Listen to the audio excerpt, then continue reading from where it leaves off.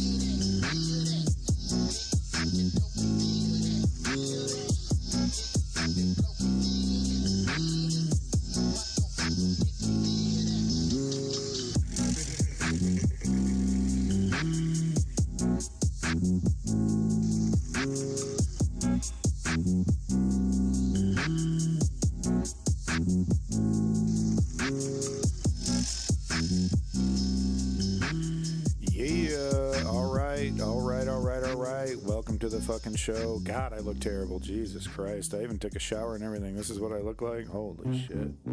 Oh, you know when you don't look in the mirror for a long time and then you look in the mirror like, oh. Welcome to the motherfucking show. I am Abandoned Nihilist and this is the News Underground. Big props to your boy HP Shody. And we were looking at Jer Hutala's Infinite Pizza. He's got more, hey, respect. He's got 912 subscribers. That's way more subscribers than I have. Way more. I got 15. You think that algorithm loves me? You think that algorithm wants a piece? I don't have a lot of fucking time. I won't be able to get through all this. I know it. I know it. There's, you know, a lot of bullshit going on.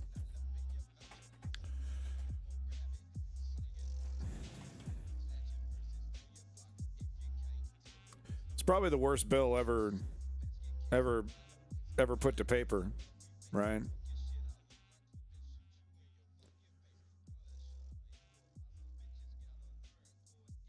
Now, the worst bill ever put to paper and passed by a president is definitely big news. But there is bigger news. There actually is news that's even bigger. It's actually happening. I wanted to start the stream with this very, very important update on a very, very important topic. So, you know, so I have your complete attention right off the bat. So let's get to it here. Let's find out what's going on with Diddy. From this fish. Sex trafficking and racketeering. The rap mogul was only found guilty of 2 of the 5 charges, those being the lesser prostitution charges. Breaking news! P. Diddy has been found not guilty of sex trafficking and racketeering. The rap mogul was only found guilty of 2 of the 5 charges. 2 of the 5, huh? Welcome back, Smash. Good to see you. 2 of the 5, racketeering, conspiracy, not guilty. Sex trafficking by force, fraud, or coercion, not guilty. They came to him, huh? Transportation for prostitution, guilty. He bought him a cab. Sex trafficking by force, fraud, or coercion, not guilty. He had 2 counts of that. Transportation. He's guilty of transportation for prostitution. Okay. Isn't there video of this guy having sex with people underage? I thought that was the deal. I thought that was the thing. Not that he bought some whores. Who cares? No offense to the whores out there. BBB, folks. Now that we got the important news out of the way, the breaking headline news out of the way, let's talk about the bloodless coup that the Heritage Foundation is performing right in front of our eyes. This literally a bloodless coup of our country, and this bill really solidifies it. They got to know something's up with the elections next year, right? They got to know. So they know, they're like, yeah, it doesn't matter. Whatever. Doesn't matter. No big deal. Right? No big deal. Heritage Foundation president celebrates the Supreme Court presidential immunity ruling. So this was actually a year ago. Remember when I did the funeral? And he said, we are in the process of the Second American Revolution, which will remain bloodless if the left allows it to be. And so far we are. No problem. Go for it. Yeah, both sides. Right? Both sides, right? That's wisdom. I just say both sides and I check the fuck out. Boo! Gone. I ghost it, dude. I ghost my whole responsibility as a citizen. Pla-chow. Yeah, bulletproof. Isn't it wild? Saw all this in Venezuela. It's looking pretty similar. I mean, but it's so much bigger. It's so much bigger, and it's like the total lack of resistance is really what's getting me. Complete apathy. Complete and total apathy over here. So here's the monster. Couldn't be prouder. It's going to ruin the economy. It's going to ruin healthcare. It gives ICE more money than the Russian military. It is a complete disaster. I mean, I think there's a couple kind of positive things in there, a couple crumbs, but it is almost exclusively a pile of dookie. You know, it's like a big ball of dookie, I don't know, rolled over some Nintendo games. Somewhere in there's Mega Man 3. Rest, it's just hundreds of pounds of shit, though. Good luck. Here's the scuba gear. Get to swimming. Venezuela had like 35 million people and fairly unstable governments the entire time. But there was a systemic dismantling of the legal system and just defanging of any process that could hinder the takeover. And yeah, we saw that immediately. Thank you, Heritage Fund, Project 2025. You know, we saw them immediately kneecapping enforcement. Immediately going after, you know, finishing the process of politicizing the Justice Department, right? Finishing the process, I say. Donald Trump has officially signed the One Big Beautiful Bill into law on Independence Day. Wow. The bill extends tax cuts for the wealthy, overhauls programs like Medicaid and SNAP, and by overhaul, this person should have said cut. Increases border and military spending, along with multi-trillion-dollar increase to the debt ceiling. Yeah, I think it's $4 trillion putting on the credit card. Okay. Why didn't Jeffries at least blab for another 20 hours? He could have kept it from being signed on the day. He's too busy clicking send on those fundraising emails. I'm sure you got a few. Patton Oswalt had the tweet of the day. You know, I didn't cover it. One, because bullshit that I'm dealing with right now.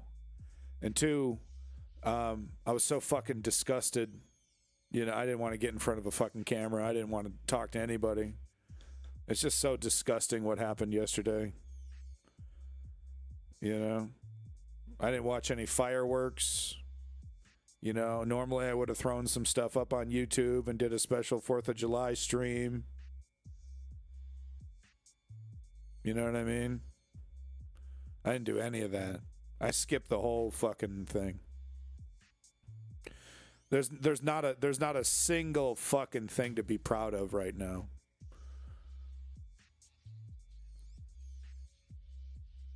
You know, kid's doing all right, but I got some shit I'm dealing with the dog. You know, and it's bullshit. Thanks, Kev. Welcome back, Chem Goblin.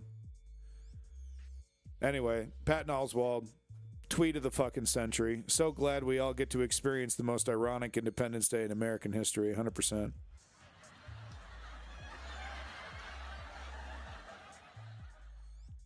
Yep, they will. They will. Here's what AOC had to say about it. Pretty much sums up my feelings as well.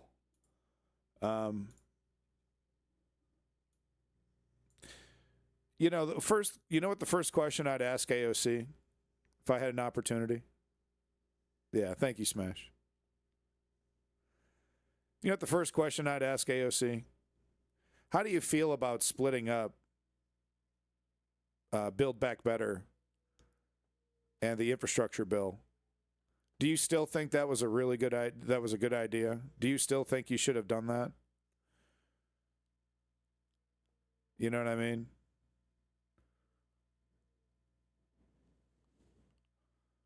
I mean, of course, I would prefer to ask Rashida Tlaib that question more than anybody. But I think that would be the first question I'd ask AOC is, I guess it doesn't matter, though.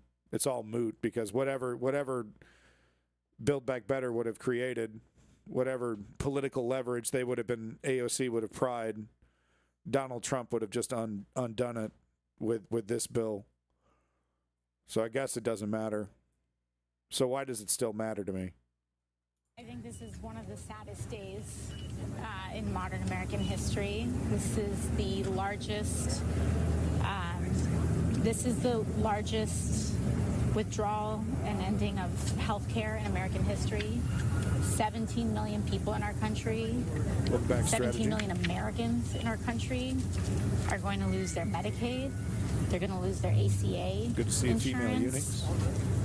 Small business owners are going to have their healthcare costs skyrocket, and people are going to have their SNAP and WIC cut back. People are going to go hungry. People are going to get sick. Look at the big smiles. Look at the big fucking smiles. On a scale unlike anything we've ever seen. And all of it is just to finance tax cuts for billionaires and the wealthiest corporations who don't even need it. And let me tell you does Jeff Bezos need it? Does Apple need it? Does Microsoft need it? Palantir, Tesla, do these companies need it? I don't think we have ever seen or are prepared for how catastrophic this is set to be for a lot of Jeff. people. And I think it's lovely wedding. It's devastating. And they're talking about this as though it's some tax cut. Even the stuff that they're talking about, taxes on tips. Yeah. And it's interesting how, because they've so successfully framed in the mainstream media, because they're owned by billionaire oligarchs, they accept this framing without question. But they've so successfully framed tax cuts as pro-growth. They're just excited and giddy and happy about it. And, these tax cuts are great. Donald Trump was bragging. I covered that last week, right? Donald Trump, you should, 1.7 trillion or something. It's just incredible growth. He was like, it's incredible growth. All right. Just totally equates handouts for the most wealth. I'm talking 1%. Right. Handouts for the 1%. And just equating that as a net positive, as growth, as this is great. More money in their pocket means more money in our pocket. Media doesn't push back, even now. Maybe you get a Chris Hayes with a tepid word salad pushback, maybe. But it's mostly just, yep, oh, okay, yeah, tax cuts equal growth. Okay, yes, sir. It's nuts, man. The silver, what sucks most for me right now about this whole situation is that, I every single day I become more and more of an accelerationist. And it's like, well, it's happening. The pain's going to happen. The pain train's a coming. There's no stopping it. It's fully fueled. It's barreling forward, and it's going to hit. Hasn't hit yet. Sunny days. Sure, everyone had a great 4th of July.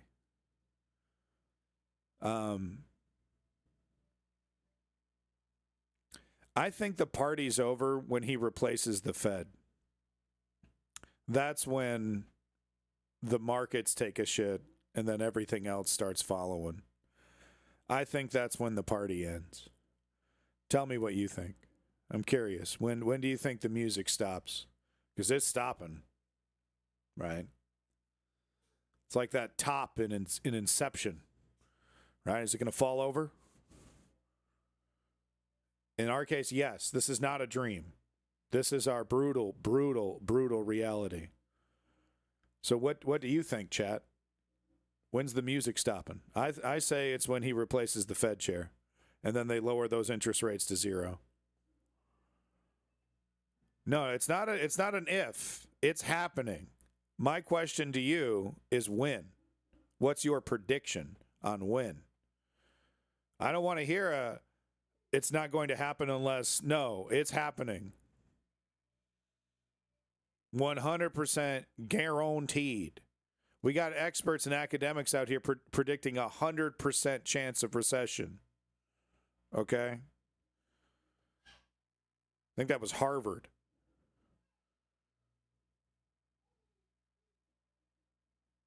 So when? I think it's when the Fed chair is replaced. Then I'm talking about, because right now the economy looks great. Smash. Economy's doing great. Sunny days. Big tax cut. Oligarchs love it. Maybe Trump isn't so bad. If you're watching enough news, you can kind of get that vibe. They're not saying it, but they're like, whoa. All the ICE stuff is scary, but I don't know. Okay. I don't know if that's an answer strategy, but whatever. Look, by accelerationist, I mean things aren't going to get better until people start getting hurt. Yeah. Yeah, Kem, exactly. Realize what they had by losing it. Yeah, and I don't want that. I desperately don't want that. You know this. You know this. I don't want to see people getting hurt, you know? But it's like nobody's moving on this. Not enough. You know, we got the informed people, we got the active folks out there, of course, regulators in the chat. Y'all know what's up. But by knowing what's up, you know that like a grand majority of the people in your life don't know what's up. And doesn't seem to be changing. So now we have ICE, more money than nations' militaries, deputized to kidnap people, and they're having debates about habeas corpus and birthright citizenship and just straight up citizenship in general. Nothing can protect you from having your due process removed and you being ejected into God knows where. ICE is already arresting citizens at the place of their arrest if they see any resistance from citizens. No tax on tips. That's only for people. That's only up to $25,000. No strategy. I mean that's changing as well. The skin color in your wallet. White middle class people. It's happening. It's happening, okay? White middle-class people are absolutely going to get caught up in this shit. 100%. Not even they are protected. If you stand up or disagree with this regime and you do it in any kind of way that's effective or even public, pretty soon these motherfuckers are going to be knocking on your door. I think things will finally turn around when the reasonable Republicans see the air. No. Flippy floppy. That's kind of Cenk Uygur's kind of opinion, kind of a little bit. We can't depend on these people. The only thing we can depend on these people to do is only taking the tongue out of Donald Trump's ass long enough to lick his boots.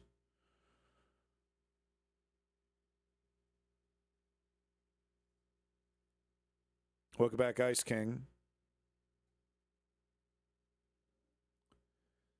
I grew up in the Patriots would be okay. Yeah, sorry, but I can't keep up this bit. Oh, okay. You got me. Oh, that's funny. Yeah, you got me there, Flippy Floppy. Yeah, good one. Yeah. Yeah, exactly. Exactly. We can't depend on these people to find morals, to ironically find Jesus. They're in too deep. They're in too deep. And it just keeps rewarding them, right? Where's the consequences? Nowhere to be seen. None. Big boon to my pocketbook, big boon to my political career. Nothing but dubs.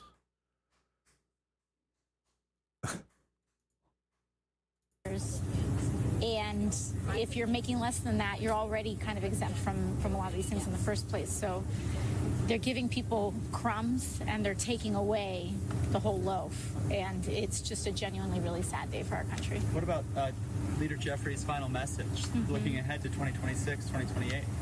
Well, you know, to Leader Jeffries' message, he's right. The best thing that we can do right now is press on. And in order for us to salvage what we have and to build through, we have to chart a new course and a new path to our future. And we have to make sure that there are consequences. If you're on Medicaid, if you're on ACA, if you are on Medicare and rely on Medicaid to help with your long-term care, there has to be consequences to these votes. And we have to decide if this is just a joke or just for TV or if this is our real lives. And I hope people vote like it's our real lives. Yeah, those elections, they're coming up. Better watch out, guys. Midterms, Republicans. You're gonna have so much material, Flippy Floppy. You're gonna be memeing. You're gonna be memeing until the goddamn Raiders, the Mad Max Raiders in bondage gear, kick your door down. Most people who live off tips, live off cash tips, they actually receive the tip estimate. Their tip, yeah, no, it's nothing. It's nothing. It only counts for the first 25,000. What a fucking joke. What a fucking joke. So this reminded me of Cenk Uygur for some reason, because his argument, I don't mean to not give it the credence that it deserves, to describe it incorrectly here. So I'm probably going to butcher it a little bit. But it's basically the Republicans have been lying and promising that it's not going to do damage. Not because it looks like Cenk. I look like fucking this elephant more than this elephant looks like Cenk. But no, his argument is basically the Republicans are talking a big game. They're talking a big game about populism. They're talking a big game about the economy, talking a big game about draining the swamp. Let's not shit on them when they're, when they might be heading in the direction that we want them to.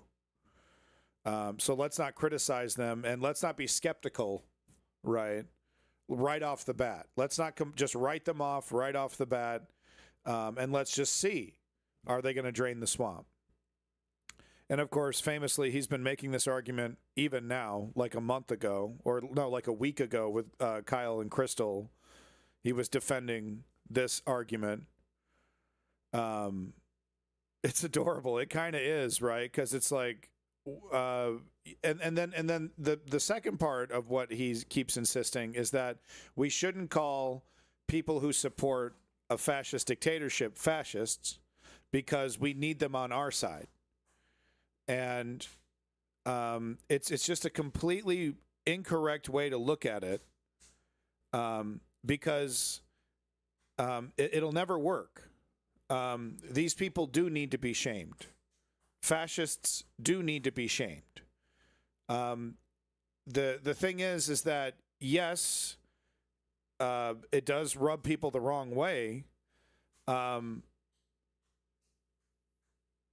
But we shouldn't be worried as much about their votes as the votes of the people that are completely checked out, and of course the people that are already on the left of some kind of flavor, right? It's this almost Hillary Clintonian strategy, which is really weird because he super duper hates Clinton, and criticized Kamala and Joe Biden. But it's this like, we need to use language that doesn't scare away the moderate Republican. Right? And it's like, how long are we going to try to chase these fuck sticks? You know, are we really going to try to appease these fuck sticks into a full-blown fascist dictatorship? And we're supposed to just, you know, look, I get it. I get if you're having a conversation with your auntie in her fucking, you know, in the house that she paid $200,000 for 600 years ago, right?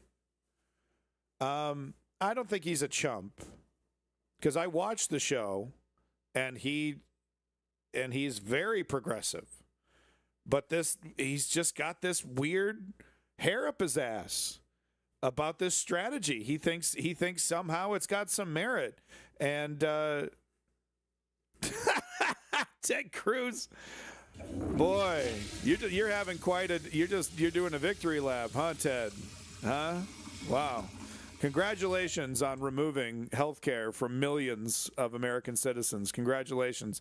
And don't worry, everybody. Every single person that's had their Medicare removed, the millions of Americans, 8 million? However many?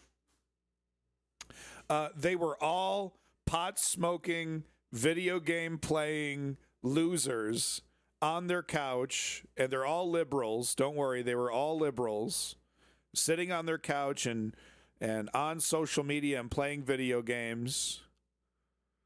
I know, that's great news, right, Ted Cruz? Right, Ted Cruz, if you wouldn't mind explaining how any of Jeff Bezos getting that new boat, he's gonna get a yacht. He's got a yacht inside of a yacht. He's now gonna build a yacht to put that yacht inside of, right? And good for Jeff. Proud of you. Just wondering how that's going to trickle down to the rest of us. I mean, if I'm in the yacht building business, especially if I'm in the gargantuan yacht building, the mega yacht building business, right? I'm pretty stoked about this. So just doesn't really feel like, we're getting any of that warm trickle, any of that warm Jeff Bezos trickle anymore, and it's like, it's kind of dry down here. Could use a little bit of that Jeff Bezos dickle trickle, if you know what I mean. Guess the world is done with Israel and paying for their... Yeah, I guess it's over, man. I actually do have Gaza news lined up, but I won't be getting to it. But no, so it's just, this meme made me think of Cenk Uygur, because it's like, many Republicans morally oppose the cruel and oppressive one big beautiful bill, but when push came to shove, they towed the line. And it's like, when is Cenk Uygur going to kind of, drop this shit and start calling spades a spade and start, and like, he's got to come around to this idea that we need to create coalitions on the left. We need to find unity amongst the left and push an even harder leftist message. Not try to find unity with quote unquote sane Republicans. They do exist, but they don't exist in the numbers, and they're even with the best arguments, even with the best messaging and best delivery, you only get a few of them.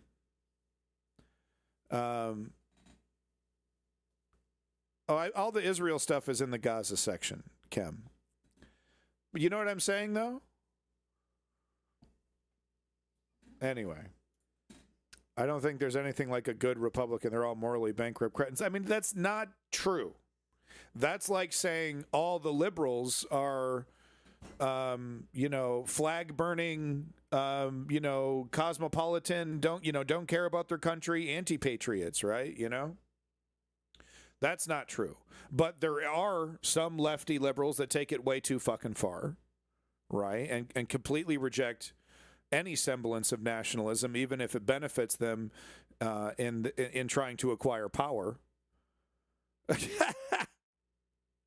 Everyone, go to that stream. I'm sure it's great. Let's check it out. I'm curious now. Let's see how good this shit is. Okay. Journalist, geopolitics. Right. Have you accepted the fact that Israel is going to have to exist in some form throughout history? Have you accepted that, Mr. Love for Palestine? Because free Palestine, 100%. I chant that shit in the streets, right? But are you one of these guys that's like, the only solution is to completely eliminate Israel, which is like, that's not going to get you anywhere, dog. You get nowhere with that argument, okay? Not going to get mass appeal on that one. We couldn't even get rid of Germany after they did the Holocaust, dog. Okay? I mean, look at Republic. I'm just trying to look. The solution is a two-state solution. Okay? And we got to stop this fiddle farting around on the left with our own like flavor of anti-Semitism. Right? It's like we're not helping the argument at all. I'm not down for helping Bibi Netanyahu. I'm not cool with that. You know, I'm not down with going with his plan and doing things that make his life easier. I don't know if you guys are, but I stand firmly in the do everything I can to obstruct Bibi Netanyahu's master plan of conquering the entirety of Palestine. Look at Republican policies for decades. Where's the good? No, but Cenk Uygur talks about this. It's like when it comes to Republican politicians, he doesn't even bitch too much about people calling them fascist, right? He doesn't like the word. He would prefer authoritarian and a bunch of other words. Okay, I completely ignore my question and comments. I'm so glad I spent 5 minutes talking to literally a fucking wall. Thanks so much. Love for Palestine, but all the same, free Palestine. But no, Cenk Uygur's argument is that, when it comes to Republican politicians, shit on them all day, call them out. But when it comes to Republican voters, somehow we need to, coddle them with our language. Don't cut them out of your life. Don't cut the fascists out of your life. Just bang your head up against the wall over and over and over again, and make sure you never use the word oligarchy or fascist. Because it scares them away, because they're like cockroaches that skitter when you flick the light on, right? But it's like, to me, like that whole strategy is like, wasn't that Hillary's strategy to try to convince a bunch of Republicans to vote for Democrat? And I was like, wait a minute, wasn't Kamala's strategy very similar to that? All right, thank you so much for your time. You're going to go ahead and get timed out. You are annoying the piss out of me. We're just gonna mute him for 5 minutes, folks. There we go. Clicky click. Bye bye. Over, out, above. Thank you. Bye. But yeah, even like Hamas says they're okay with two-state given the reality on the ground. I don't know if Hamas actually has said that. Fancy flippy floppy. Going back to what I've said about Hamas being useful idiots, terrible strategists, terrible politicians. Perfect foils for Bibi Netanyahu. I don't think they actually have said that. I think they're still sticking to from the river to the sea, we're going to eliminate Israel bullshit. They say they're okay with it. Yeah, that's the thing. You know what I mean? Like, we need grand gestures here. We need, and they just, that's perfect for Bibi Netanyahu. Every time he's, that's why he singled them out. He's like, these guys are perfect, hard-headed, theocratic, ignorant sons of bitches that'll never change their mind no matter how many kids get killed. They'll never take out, out of their founding documents or constitutional, whatever documents that they have to run their little operation. They'll never take out, Israel doesn't deserve to exist. Perfect. They'll never bend, right? Perfect, useful idiots. Let's get them right out in front. Divide and conquer Palestine, right? Get that government in there in the Gaza Strip. There's proof of this. Bibi Netanyahu was like being criticized by his fellow. Why are you giving money to these guys? Why are you helping them? I care about peace. What? I care about peace. Oops. I'm just going to turn a blind eye to the overt training and planning of October 7th. Just going to, whoop, wow, that's crazy. Wow, we have footage and all kinds of surveillance of those cute little flying buggies that they have. Yeah, they had training videos, Hamas with the flying buggies.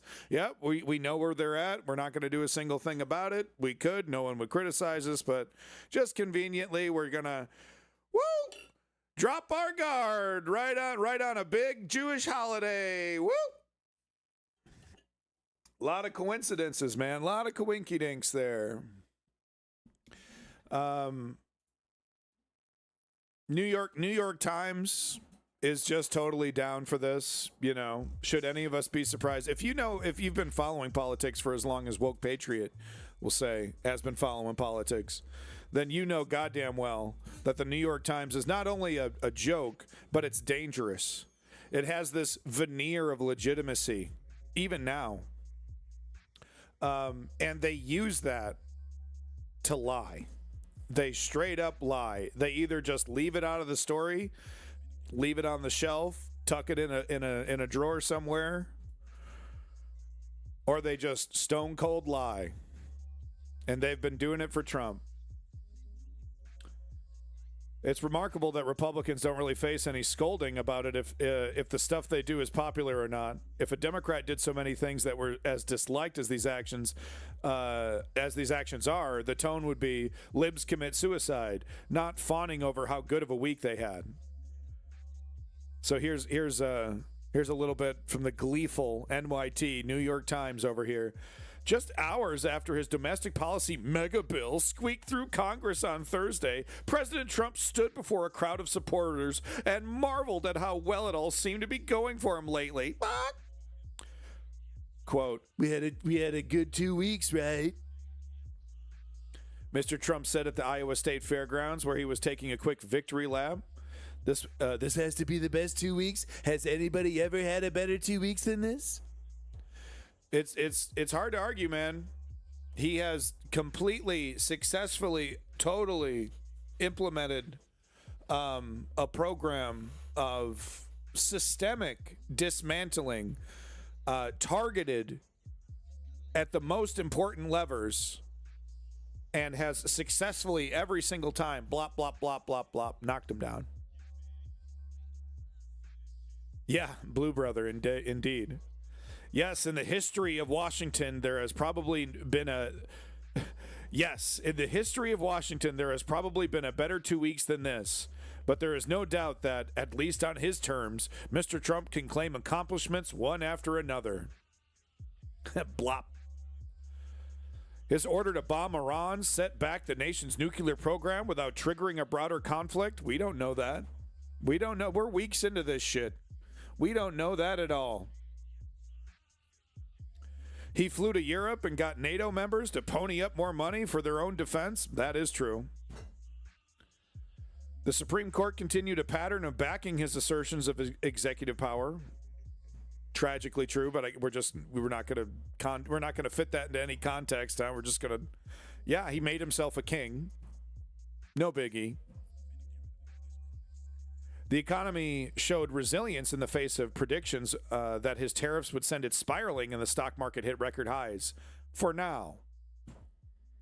Because they're sociopaths. And there's been all kinds of pauses and breaks. And the 90-day pause is almost up, by the way. So that's not a win. That's not a win. He lit the fuse on a bomb, and the fucking fuse hasn't gotten into the bomb yet.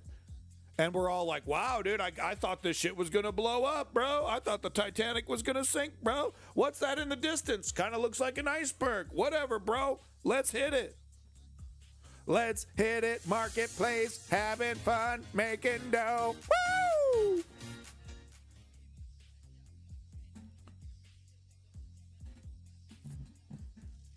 He did get Canada's increasing. Canada over here, Mark Carney talking about 5%.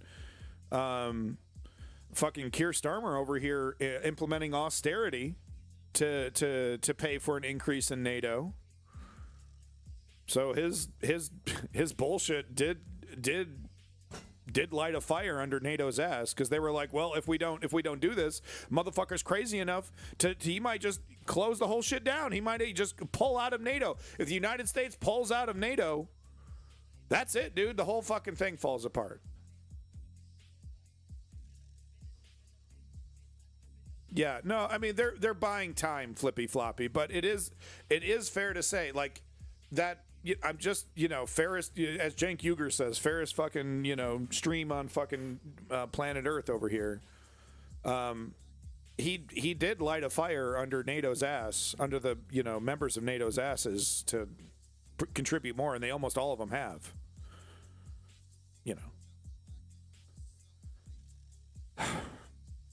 It's also grating how his control over the GOP, something that has been the case for almost a full decade straight, is covered as some kind of fascinating development every time he exerts it. It should be something you've been taking for granted for a long time. And this is why they're dangerous, the New York Times. They're dangerous. Pro-fash. Call me when Europe invests massively in production of things for defending against Russia. Yeah, I mean, there's, Keir Starmer has actually received a lot of heat, but he was actually correct in that, maybe we should put some boots on the ground, guys. Maybe we shouldn't let Europe's largest military lose to Russia, the piddly fuck sticks. Maybe we shouldn't let that happen, guys. Trump won't do that despite his continuous claims the U.S. still benefits from NATO. He's crazy, dude. Blue brother. He's not on that level. Okay? He's not looking at it through a geopolitical calculus. He's looking at it through a personal calculus. They ripped us off. They're ripping us off. They're ripping us off. I don't know. I do agree, though, that there does seem to be some kind of limits. I mean, look what's happening with Ukraine. Only now has he started to starve them of ammo and support. And even while he's doing that, he's criticizing Putin. Real quick, I don't have time to read it. Slate article, great article. Heavily recommend you. I got through most of it, I think. I'm pretty sure I read most of it. Yeah, no, I read this whole one, actually. Basically, Supreme Court says schools are allowed to let students disagree with anything. Parents are allowed to disagree with anything. It's basically going to force all schools to adhere to conservative dogma or end up having to waste an incredible amount of time and resources coddling G-zites. Yeah, Maddie. Yeah. Yeah. So anyway, there's the link right there if you want to read it one more time. Slade. Supreme Court's basically made it okay for people to insist on a theocracy. They have a right, not separation of church and state. No, they have a right to change our education system. What's a summary of what's in the bill? We're actually getting to that. Let me see if I can find the tweet, just because you've asked so nicely. Real quick. Probably should have put this closer to the front. Maybe should have put that a little closer to the front. Sorry, 1 second. Where is it? No. It's a chart. It's a chart thing. I got it.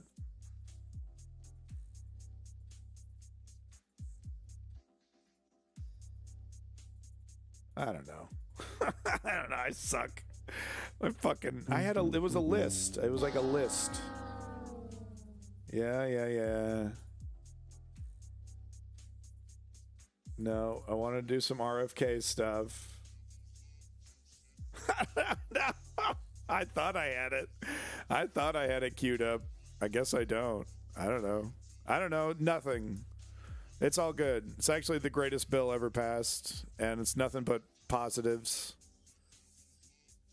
I thought I had a goddamn description of all what was in the bill here.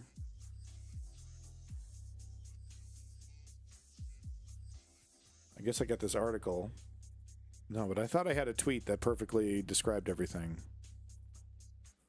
I guess I don't. Yeah, that's okay. So that's what I was thinking of, but that's not it. Okay, no, I'm completely tripping. Your peach fuzz is coming in. I'm a big boy. I am. Sir Smoke a Lot Denmark, welcome back. trying to burn down SCOTUS back to a pre-Warren court. It's the Supreme Court's completely irrelevant.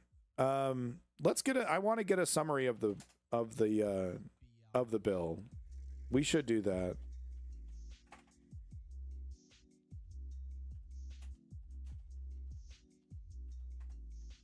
Yeah. Let's get a good one here. Jesus. Is this what we have? Is this what I need to do? I'm not doing this, guys. I'm not. The editing. I'm not doing this. I'm not doing any of this. You'll never get me to do this. The O faces.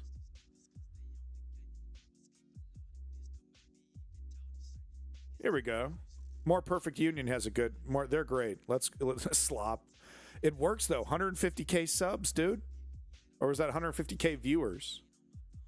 Yeah, 150K viewers, man. For politics? Look, if it works, it works. It seems like this guy... Okay, he's an investor. He's one of those guys. He's a sales hole. Anyway, let's watch the More Perfect Union breakdown. This will be good. Because we should have a summary here. Okay. I wish I had some prizes. I'm at this strawberry festival in Ohio, and I'm asking a question that most Americans get wrong. The CEO of Lowe's, you know, the hardware store? Wait, come on. What is this, man? I don't want this shit. I just want an academic description of what the fuck's in the bill, dude. I don't want all this bullshit. You know what I mean? This is like a lot of bullshit. I don't want this. Here we go. BBC News. They fucking DMCA'd me last time, so I might pause a couple times, folks. We begin with the United States and What's new? jubilant scenes Welcome on back, Capitol Ribbons. Hill from Republican lawmakers as they pass President Trump's landmark spending bill. It was dubbed the Big Beautiful Bill, the massive tax and expenditure document, which is nearly 1,000 pages long, includes things like increased spending on border security and the US military. It also extends a raft of tax cuts President Trump put in place during his first term. Well, to help pay for... Yeah, I don't even understand how any of this works anymore. It's like the lawyers have taken control and they're just left alone to their own fucking devices. How does disseminating their stuff, they lose money?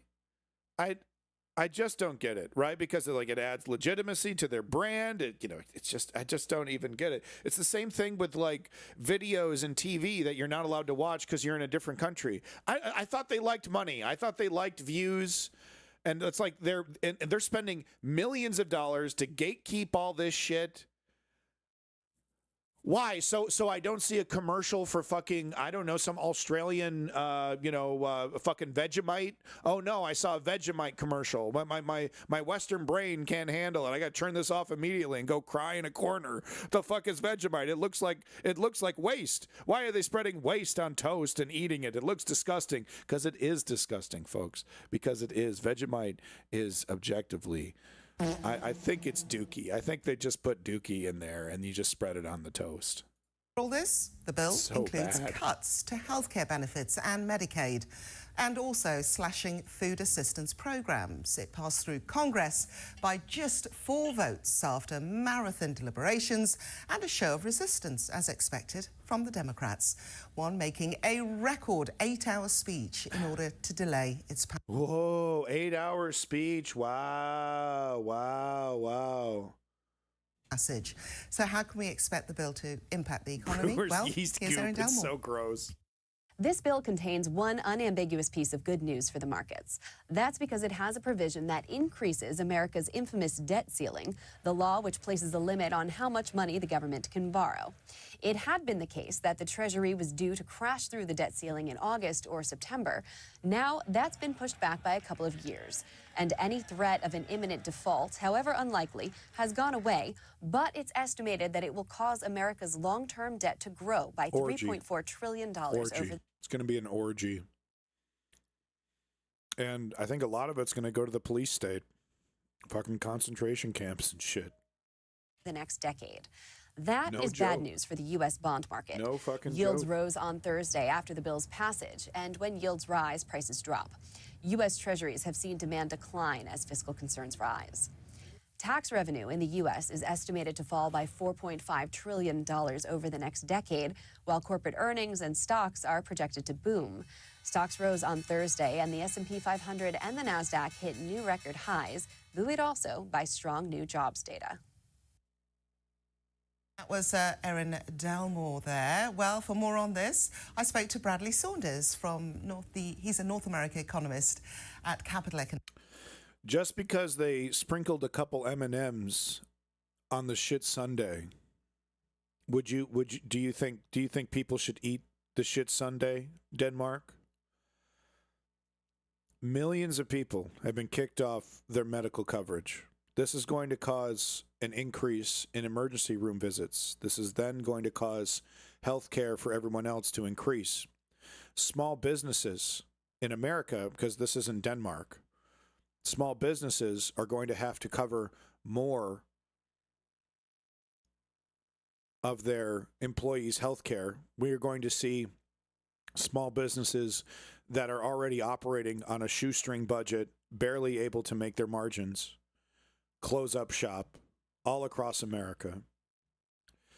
They've increased the budget for ICE more than the Russian military, and we will be seeing ICE as the primary enforcement tool of this new fascist government.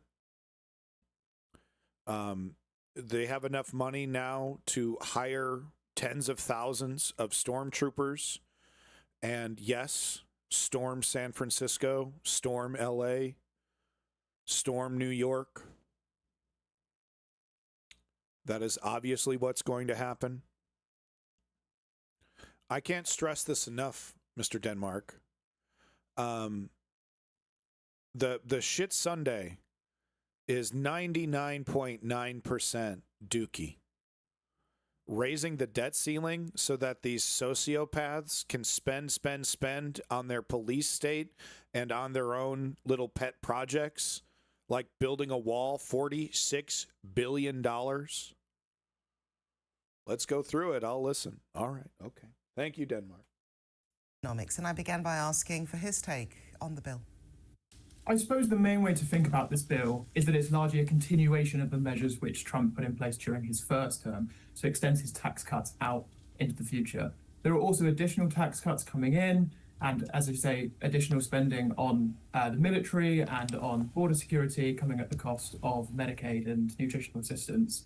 I suppose, given that this is largely offset by the tariff revenue which will come in over the next few years as well, it doesn't really look to be moving the budget deficit up nor down. So it shouldn't really be seen as a stimulus to the economy, but rather preventing a tightening which would have come had Donald Trump's tax cut not been extended. Okay, so hold on. That's that. I gotta say, this feels very, very biased. This feels super, super biased. So Donald Trump fixed the economy by giving these billionaires tax cuts, guys. I love how he hand waved away health insurance and nutritional programs. Welcome back, Rock's Fist. Which would have come had Donald Trump's tax cut not been extended. Okay, so hold on. That's the point I wanted to pick up on next. What is America actually getting out of this bill? What you actually help the economy when you give billionaires tax cuts, guys. Oh, okay. What will Donald Trump have achieved? I suppose it's about increasing spending in areas which Republicans care about most. So that's the does the country need spending in those areas when you look at the spreadsheets? Again, it's going back to, it's about what Republicans matter. It's what Trump was elected on. He elected on the idea of lower taxes on higher spending in areas which Republicans traditionally care about, like defense, like border security, and therefore coming at the cost of areas which Democrats tend to care about. He's equating the money that's going to ICE as border security. $46 billion is going into a wall, so I guess that's true. but a good chunk of it is going into turning ICE into a full-blown executive-run police force. So nutritional assistance, Medicare, clean energy production credits, which came in under President Biden. So it's more just a reallocation of spending as opposed to a stimulus. Okay, but ultimately it's going to be how this is felt by the American people. Is there going to be any trickle-down economics taking place here? The tax cuts, I suppose, are trying to do that. There are tax cuts mostly for middle-income families, that was the target, but also for people working overtime, people on lower pay, for pensioners. So in that sense, it will be able to meet those at the lower income tax bracket as well. This nervous fucking fascist dork doesn't. I mean, come on, man. Hopefully, BBC's got some fucking balance in the rest of this. This is a fucking joke, dude. Because that's what he said. Yeah, trickle down. Yep. Yeah. No, the tax cuts. Yeah. They're gonna help people. Yeah. It's gonna help poor people. The overtime stuff is really going to help people. It's all been means tested. You get a little break temporarily, by the way, a lot of this ripped away from you after 4 years. Oh yeah. Growth. It's going to growth. Yeah. It's trickle down. Yeah. The tax cuts, I suppose, are trying to do that. There are tax cuts mostly for middle-income families. That was the target, but also for... Lie. Mostly for the middle income target. Stone cold lie. Tax cuts mostly for middle income families. That was the target, but also for people working overtime. No, the target was the fucking millionaires and billionaires. People on lower pay, for pensioners. So in that sense, it will be able to meet those at the lower income tax bracket as well. What sort of areas would economists like yourself be watching very, very closely in terms of impacts on the US economy? I think the most important point is what this will mean for the bond market and therefore the US's cost of borrowing. The budget deficit's already at about 6% of GDP, which is pretty high by historical standards. Federal debt's nearing 100% of GDP as well. For the moment, the market seems to have not reacted too much to this news, given it was largely as expected, this extension of the tax cuts. What matters is how investors will perceive it going forward, if this is a case that, although the debt ceiling has been pushed out, whether this is seen to add to debt, which is currently on as unsustainable as it is. And that was Bradley Saunders speaking to me earlier. Yeah, piece of shit. US, where is he from? Who's paying him? Economist from where? Totally compromised. Doesn't mention any of the negative externalities. If you were going strictly off what that dickhead just said, you'd be like, business as usual, no big deal. Nah, no big deal. Nah, it's all right.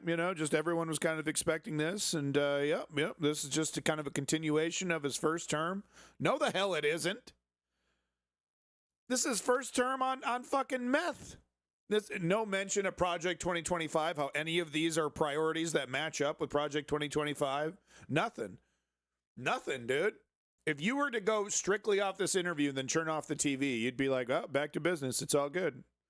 Trump 2.0, just normal stuff. The latest on those tariffs, because President Trump has said that he expects... Fuck this. Okay, fuck this. I don't know what the fuck no, I'm done. Okay, who's this guy? No, I'm done. I recognize this. Another fucking oligarch dick sucker. I totally recognize this guy. Nah, dude. I'm actually curious. Let's go to TYT. Every day. Let's go to. I need some bias. Okay. I need some reality here, dude. I need some fucking reality. Okay.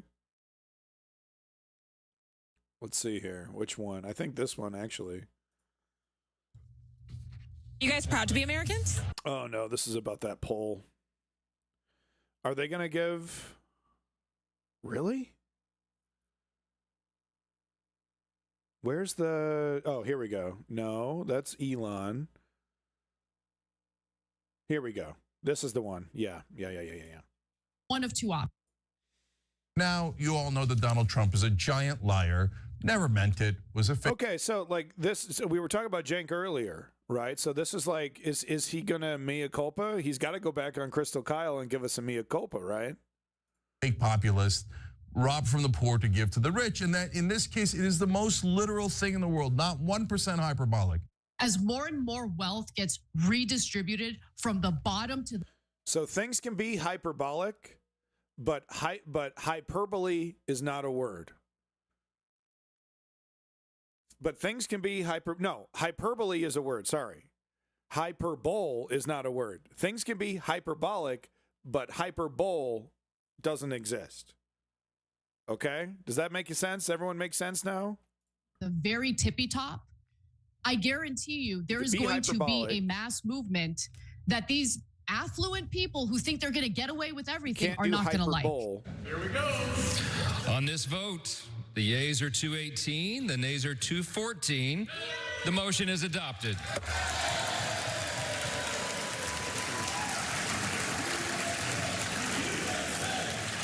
Hyperbole or hyperbolic? Hyperbole does not exist. Well, you just heard the chants of hyperbole is a mathematical term. Oh fuck! God damn it! The puppets for the robber barons of this country. Because like hyperbolic arc? Is that fuck? Oh, you just heard the chants of the puppets for the robber barons of this country because the House has now narrowly passed Trump's domestic agenda, which extends massive tax cuts for the rich, largely benefits the most affluent people in America while gutting our social safety net programs. What a big win. Well, for the robber barons, of course. Now let's take a look at the vote where it did pass in the House, 218 to 214. Okay, All Democrats voted no. Okay, however, two Republican congressmen, Thomas Massey of Kentucky. Why I think that the Republicans who voted no, Cenk. Okay. Yeah. So we're going to show you why this bill is deeply unpopular in a minute and give you the numbers on Medicaid and why I think that the Republicans just, cost themselves probably 6 million votes. What's in the bill? Here we go. Pretty critical. So we'll explain all that. Okay, so even Cenk over here, it's interesting, right? Because we don't want to rip that Band-Aid off. We don't want to have the conversation about how we're not going to be having any kind of semblance of a, Democratic election, right, in the midterms or in at the end of Trump's term, whenever that is. 100 years from now. But actually, before. So we're like, oh, we're going to get you in the midterms. Oh, we're going to get you. Really? We're still there? Really?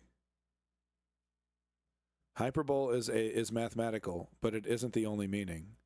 Okay, you know what? I need to find a whole other word to describe overreacting, okay? I need to increase my vocabulary because I hate that word. I'm going to be a little bit hyperbolic about hyperbole because I think I hate that word now. I hate it. Explain all the different parts that are obnoxious here. I want to go to Donald Trump quotes, graphics 12 and 13 first, because I remember somebody saying something pretty clearly. Here's Trump saying, we're not cutting Medicaid. Yeah, no. We're not cutting Medicare. Did anyone catch when he was right before they did the final vote, he was like, you better not lay off Medicare. You guys better lay off Medicare. We're not cutting Social Security. Okay. Thank you, so Denmark. that seemed pretty clear, right? And then somebody asked him a question another time. They said, well, are you going to cut Medicaid? And he said, I've said it so many times. John Axel, it's true. It's true. First time for everything, right? Can't believe it. You shouldn't be asking me that question. Yeah, that was funny when he said that. Yeah, I've said it so many times. You shouldn't even be bothering asking me about it because, no, we're not going to touch it. No way, no how. Oh, well, we will touch it, but only for pot-smoking 30-year-olds who play video games. We all hate them, right, folks? They're the worst. Absolutely the worst. They watch Twitch. They're the worst.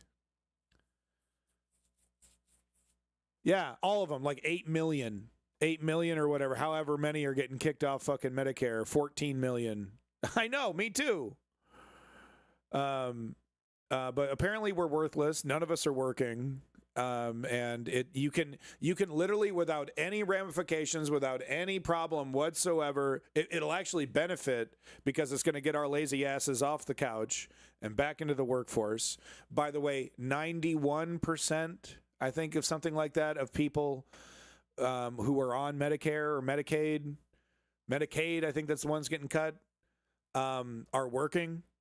Like 90, and of course the rest of the people that aren't working are like old or can't work, or they have some kind of legitimate problem. Probably less than 1% of people who are receiving this help are the lazy bums that they describe. I wouldn't be surprised if it was in like the thousands. Like they're very stringent. Like it's hard to keep your benefits, and and there's already like requirements that you have to meet, and it's nuts. It's nuts. I do find it interesting that they put the biggest poison pills. They put them in for after the election, which is like, why? I guess even they are expecting there's going to be an election, but it's going to be completely corrupted. It's going to be totally cockamamie and corrupted, and it will lead to the results that they want. They will ensure that is the system that they put in place because they are in full control of that. They're not going to cancel the elections. They might not even try to delay or anything like that. But they will be corrupted, stolen. We're not going to touch it. Okay, so now you all know that Donald Trump is a giant liar, never meant it, was a fake populist, robbed from the poor to give to the rich, and that in this case it is the most literal thing in the world, not 1% hyperbolic. Took about $1 trillion from Medicaid. At a bare minimum, she mentioned 17 million. That's a larger number when you take SNAP and other things into account. But just for Medicaid, 11.8 million people will lose their health insurance. How much? 11.8 million people. Don't worry, all of them, pot smoking. We're going to see, because this is very true, because all these people are pot smoking video game players, we're going to see less weed and less video games being bought. Guaranteed, 1-to-1 correlation, man. These guys are going to come crawling out of their house like the place has been fumigated. They're going to come crawling out of their little basements because they're all in basements. God, that'd be so nice to be in a nice dank basement, smoking weed and sipping on Mountain Dew and just taking a nap. Oh my God, it sounds like heaven. Verified 100%, okay? So 12 million people lose $1 trillion in coverage. Blue hair. And people making above $500,000. Yeah, but I dyed it like months ago, so it's just like, it's like half blue, half my hair. Yeah, dude. And I just completely, I just dump 9 hours into a fucking RPG and not even think about it. And then take a big fucking nap and eat some burritos. Holy shit, that sounds like heaven. Get $1.1 trillion. So they literally took from the poorest people who can't afford insurance or anything else, and they gave it to the richest people in the country. Did the richest people in this country really need an extra $1 trillion from the poorest people in this country? It's never enough, Cenk. It's never enough. Never enough for them. Never. Yeah. Never. And since it makes me sick. Yeah. And look, Anna, as you know, there's some decent things. Ironically, a good majority of these losers that we're describing are actually the conservative MAGA types, right? The fucking no-lifers, the cat turds, right? They're like, nobody wants to fucking fuck them. They've kind of, because they're just disgusting inside and out. So they've created a little incel religion. And they're like permanent basement dwellers, ironically, like almost literally living with their parents sometimes, right? Remember the guy that just shot up? He assassinated the Democratic politician. He almost killed the other one. Atypical, stone cold, atypical, loser type, right? With his loser buddy, that is, that he'd live with sometimes. He's got a wife and a house, but he's also paying rent for this other guy, and he just I don't know how does that work? I've never even heard of this arrangement. I'm almost jealous of it because it's like if they were really truly like that close, like such good friends, like that would be kind of cool, right? Yeah, crash at my place, bro. Nuggets in this bill that the Democrats should John put in their Axel. bills, Not child allowed to talk tax about credit. I mean, Biden foolishly ended that after 1 year, and it cost him more in his polling than anything else. And this is why. You know, is this going to affect people, the elections in 26 or 28, to me is the real question. Because child tax credits in there, eliminating tax on tips and overtimes in there, but it's temporary. The timing of the cuts is delayed a little bit. So people might not feel it enough in 26, but by 28, it is going to be an epic disaster. Which is interesting. A lot of the stuff is going to be kicking in right around re-election time. It's interesting because like they've been doing this for ever since I've been following politics. George Bush did this shit, you know, classic trick, and the Democrats do it too. They've been doing it, you know, for a very long time. You know, putting poison pills in the legislation, not nearly as much as the Republicans mind, but they play these tricks too. It's interesting though because it's like they fully expect an election to happen. You know, so but it's going to be a farce, which is what I've always said, right? Like the elections will be happening. It's just going to be a farce. And Cenk, I want to be clear about something, okay? I think the child tax credit is a good provision. I'm glad that we have a child tax credit, but I don't want anyone to be under any impression that this bill has a robust increase to the child tax credit. It does not. It takes the child tax credit, which is about $2,000 per eligible child. Bulletproof. To Interesting. $2,200. So please spare me. Oh, but there's some good stuff in here for working class Americans. Okay, so you hear that, Denmark? You hear that? Tell you about 2,000 eligible child to 2,200. Jeff Bezos gets tens of millions of dollars in breaks. Okay, $200. We get $200 if you got a kid. Huge. It's huge. Like it's like my fucking neck fat. It's huge. So please spare me. Oh, but there's some good stuff in here for working class Americans. No, there isn't. Sorry, Jeff. Okay, sorry. Sure. There's a little bit of a tax deduction when it Per comes to no month? tax on Yeah, tips, per no month, tax on overtime. It's means tested. It expires in 4 years. The tax cuts for the rich, though, and it those expires. massive tax cuts for corporations, that's all permanent. Yeah, and okay, but the crumbs that working class Americans get, that's going to expire. There's all sorts of little loopholes to it. It makes me sick. This whole thing. You ever think about Jeff's feelings? Ever let anyone tell you that this bill is actually going to bolster the economic situation of working class Americans? It is not. So that's an excellent clarification, and all that is true. My point is that those you got to throw in a couple of these so that when you so that all these Republicans can pivot away from the reality if it's ever brought up. You know, like they can paper over that. It's actually going to be offset by this. You know, talk about the child's tax credit, right? And they just lie and they just say that whatever pain people are feeling, from the loss of some minor thing, this big thing will make up for it. It's just lies. It's just so that they can, just gives them a little couple things to talk about to paper over the reality. And they time it in a way so that when the effects are actually hitting, you don't remember January 4. You don't remember the bill passing. This was months ago. You know what I mean? You don't. How could you remember something that you barely paid attention to? In the first place, right? Like I said, most Americans yesterday totally ignored the bill being passed, and maybe it was like a quick blip. They were flipping through channels. Oh, something passed. Oh, look, Donald Trump signing another thing. Okay, blah blah blah blah blah. Right? They're not going to connect. How can you connect the dots on something that you don't even know was a dot? Right? Crazy. It's I don't know, man.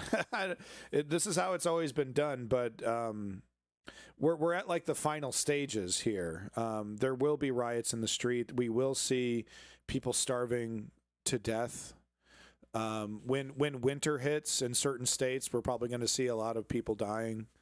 It's the estimates right now, like they just estimate like over 50,000 people are going to die from the cuts, just from the people that are not going to get the services that they need, the cancer treatments, whatever, the medical appointments of whatever, this stuff is going to get canceled. The medicine's not going to be given to them. These people are going to die early.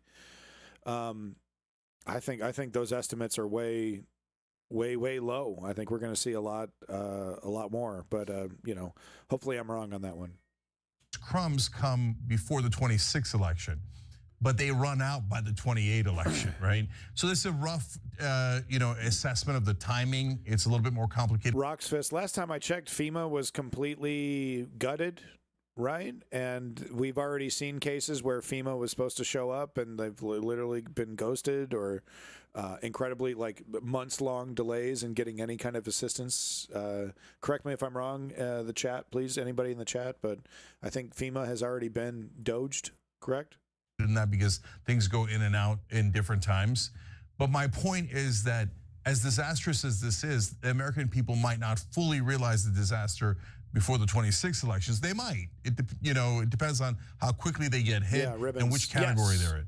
But I reported on that. I do remember that some FEMA funds were being diverted over to Florida. That's correct. Yeah. 28, there'll be no hiding it, and by 32.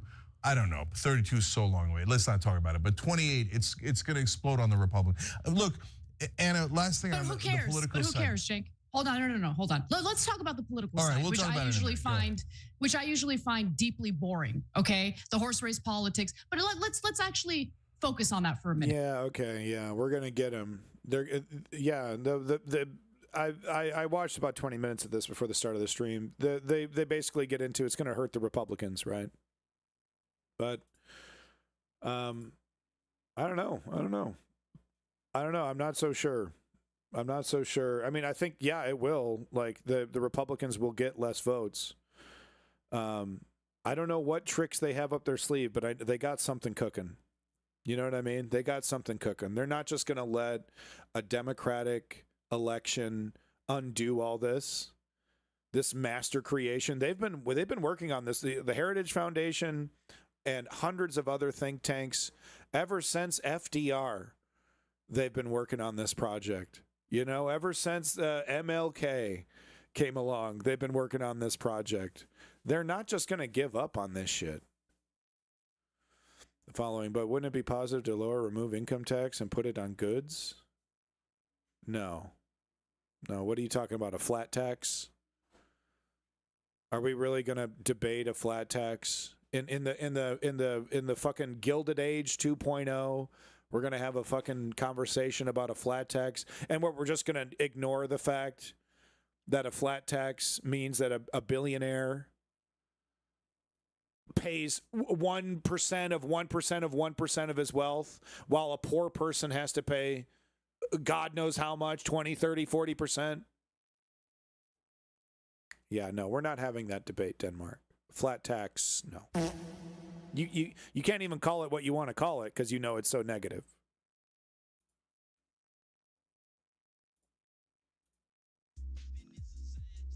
What we actually need to do is go back to the days of FDR. All right, I don't mean to put words in your mouth, Denmark, sorry. But what we need to do is go back to the days of FDR and tax the wealthy by, wealthy and corporations 40, 50%. And we use that revenue to pay for the services that we need. Yeah, Rock's Fist. Well, I guess we're, this weird experiment, we're going to see it work out. Welcome back, Merton Esper. Yeah, it's communist. We can't do that. It's only communist when you tax a corporation. When you tax the middle class or the poor, it's just, just the way things need to be. Just have no choice. So this is just an example of how fooled people are, right? Here's Newswire. Millions of Americans set to lose health insurance as Trump bill passes House. Lance over here, smart guy. He's got his kid as his profile picture, proud parent. Millions of illegals, that is. You got him, Lance. Yeah. Millions of illegals. Illegals for me. Millions of illegals. Illegals for free. Woo, doggy. So they have no idea. They have no fucking idea. It's a fun game. It's a funny thing. The liberals are triggered, so we must be doing something right. Yeah, Clutch Cargo. Yeah. It's insane what a masterful con job got pulled on these people. I agree with that. This is kind of interesting. Symbolically, kind of went over the head of the big corporate news pundits. But stunning move. Observers react to Mike Johnson's dark symbolism with Trump. So here's Mike Johnson. Basically symbolically handing over power of the Congress to Donald Trump. Okay, Denmark. No, you're right. Maybe I wasn't correctly describing what you were offering, but I disagree. We don't need to remove income tax. We need to reconfigure income tax so that it is lowered for the middle class and the poor and raised for the millionaires and billionaires. What we shouldn't do is fall into the trap that the Republicans build of like, well, this thing is so bad and it's so, like they break something so badly, then they make an argument for its elimination. And that's what they've done with the income tax by making it so disproportionate, making it so unequal. It's like, well, we shouldn't even bother with an income tax. It's such bullshit. Well, no, you're just, that's the final phase of their that's the direction they want to go in. They want to go away from the income tax. They want to implement a system that's even less fair than the income tax. So the solution isn't to remove the income tax, it's to fucking reconfigure it. And we should be scolding neoliberal Democrats who absolutely refuse to talk about that. Cat Blue is 100% correct. But anyway, back to the symbolism here really quick. Here's Mike Johnson symbolically handing power of the body, of the constitutional body, or the congressional body, over to Trump. God. These fucking ghouls.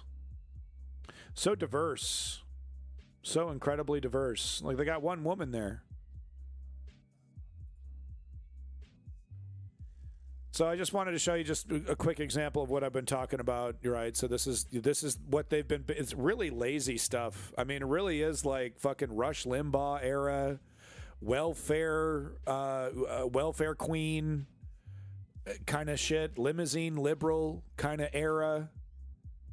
35-year-olds sitting at home playing video games. These are the only people that are going to be affected by this, right? That's what they want you to think. Why are they getting away with this ridiculousness?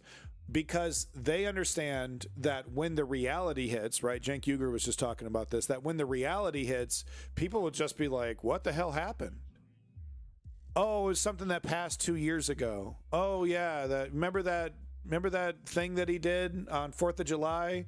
Oh yeah.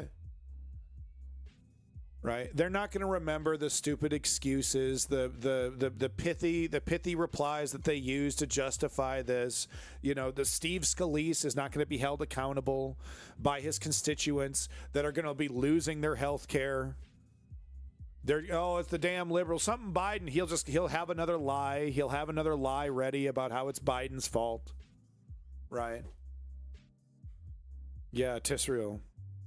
Which, that could be nice if depending on, the mood that you're in. But it's not exactly a big, beautiful cock. It's more of like a duck cock. A spiky, spirally duck cock. Now you look like I do. Yeah. But anyway, this is why they say such they don't have to work very hard at the lies that they use to. It's totally ridiculous, provably objectively false, right? You could easily, if you sat this guy down, you could prove the people that he's talking about, you know, like this demographic of 30-year-olds smoking weed and playing video games is actually very small compared to the cancer patients, the old people, the people with disabilities that are going to get kicked off these systems, right? None of that matters, because when it kicks in a couple years, no one's going to remember this lie that he used. Maybe Rachel Maddow will, right? She'll bring it up. Oh, see, look at this Steve Scalise. Look at this quote from Steve Scalise. Did you guys know they're hypocrites? Oh, gotcha. Right, so maybe Rachel Maddow will remember, but a grand majority of the people who are going to be affected by this, who would vote against Steve Scalise for doing this, are not going to remember. And Steve Scalise is going to have a whole other lie ready to go. Somehow it's going to be the trans people's, Democrats, trans people's fault. Some new scare thing that they got going on, right? It's going to be all about the Italianos. Oh no, the Italians now. We got problems with the Italians. I don't know, right? Whatever it is in the next couple of years, and they know this, right? So they're just like, yeah, we'll just cook something up in the next couple of years when people start complaining, right? Ideally, they won't even have to address this. Like some other major thing will be happening in the news.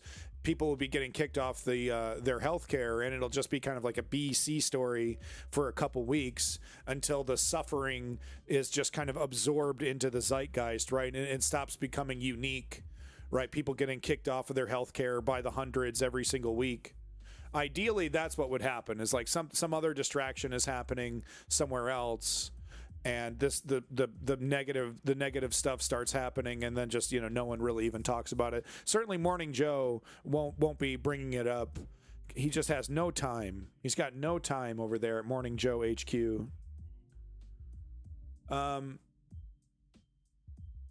Yeah, Tisrael, exactly. Yeah, oh, and it was Joe Biden's fault, by the way. Tisrael, it was Joe Biden's fault.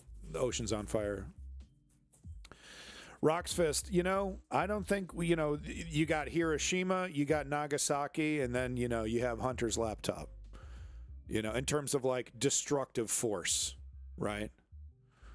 They're sick. These people are sick, mentally ill monsters, okay? And they cackle and laugh at the suffering that they cause. And it's encouraged amongst them, you know, because they're all a bunch of sociopaths and they all kind of want to reinforce their terrible behaviors. We need to remember this about these people. They look human. They are not. I don't have time, folks. We're just going to go right to the flush, right? A possible ban evader, huh? Okay. Whoops, I didn't mean to time you out. I meant to ban you. Let's go ahead and untime you and ban you. There we go.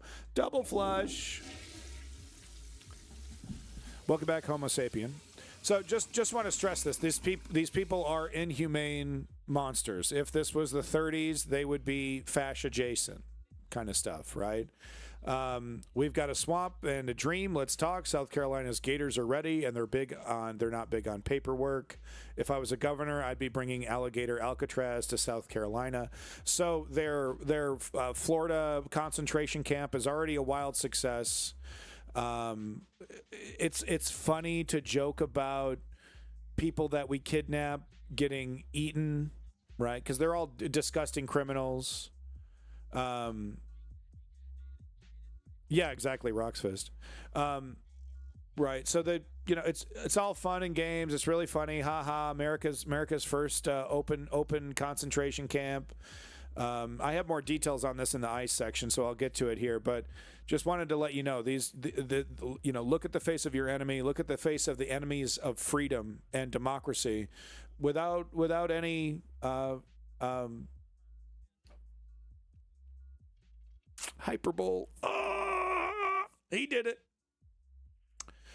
Without any hyperbole, look at the face of your enemy. This went a little viral. Could be fake, could be real, Could, you know, the 50-50 right down the line could easily be fake, could easily be real. But this is what MAGA lady Suzanne had to say. Ultra MAGA lady. I voted for Donald Trump to piss off liberals. Hey, it worked. You're a hyperbowl.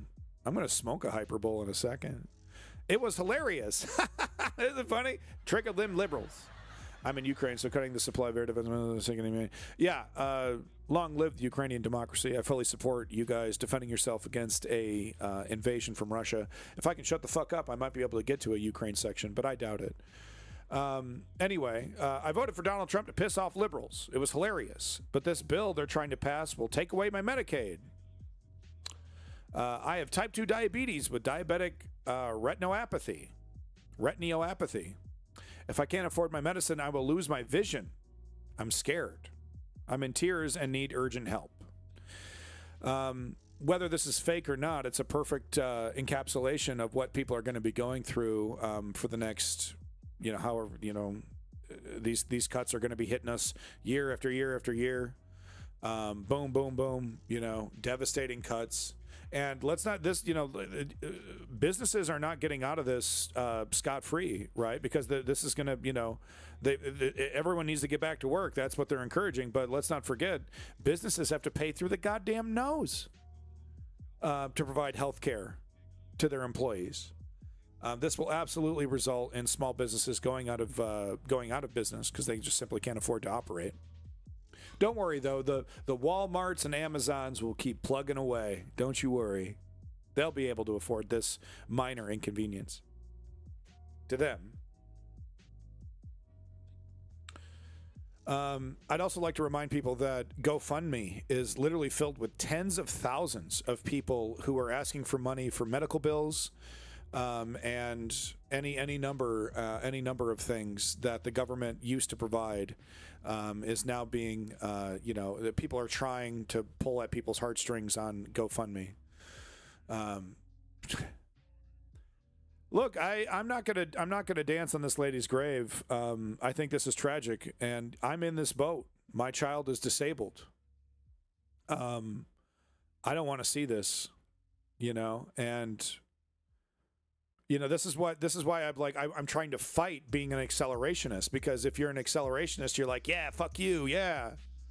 And no offense to the people that, you know, that feel that way for this super proud ultra MAGA lady who's going to go fucking blind because of Donald Trump. They look so vast. Yeah, they're vast. Make sure you go to a Walmart in a very poor area. That's where you're going to get the most entertainment. I don't want to see this. I never wanted to see this. I fought tooth and nail to stop this, you know, and I just could not stop this lady from picking up a gun and putting it in her mouth, et cetera, right? You know what I mean? I could not stop this woman from doing it. I did everything I could. You guys did everything you could, I'm sure. At least you tried, maybe a little bit. Better than nothing. But, you know, if we were right in front of this lady, we would say, no, don't do this. Like, oh, you're heavily dependent on Medicaid? Yeah, don't vote for Donald Trump. He's lying to you. He's lying. He's lying to you. Oh, no, he's not. No. Better than criminal Kamala, right?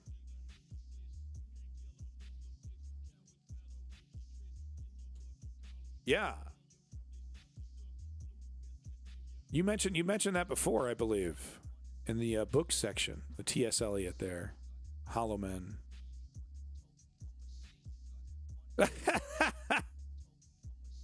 Woke Patriot just put a very funny meme in the book recommendation section of the Discord. Let me know if you need an invite. I'll definitely let you in. Just another example of how delusional these people are. This is a little hard to read, so let me get a little closer here. But Kamala Harris, you know, saying, I told you so, you know, listing off a bunch of different things that are going to be affected here. Rural hospitals are going to close.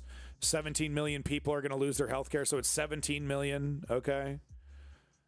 Families will see their energy bills go up by $400 a year, so I haven't mentioned that yet. But yeah, the cost of energy is going to go up. Yeah, Woke Patriot, wow.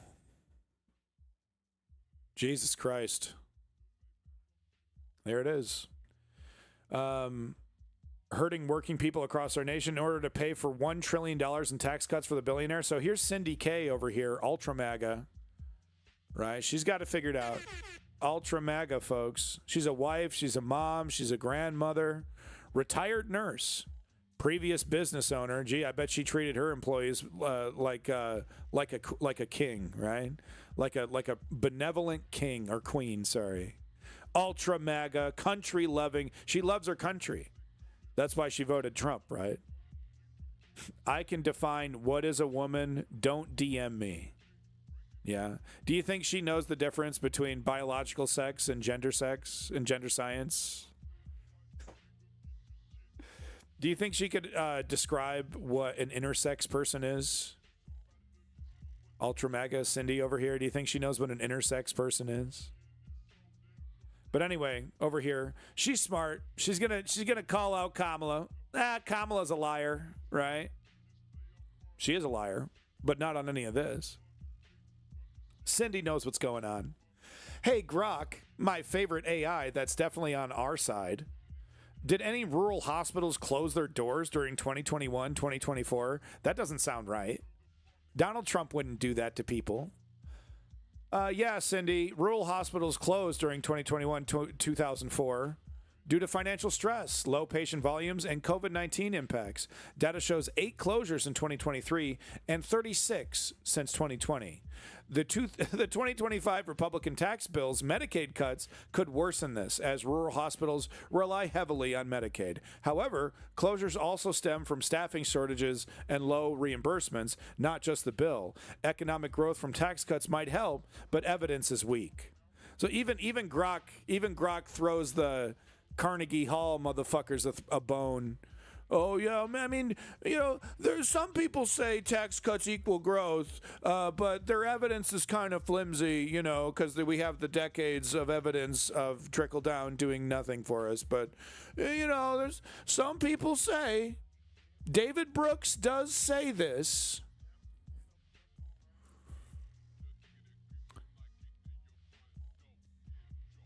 The sovereignty of the United States. Yeah. Is that what you guys are going to go on?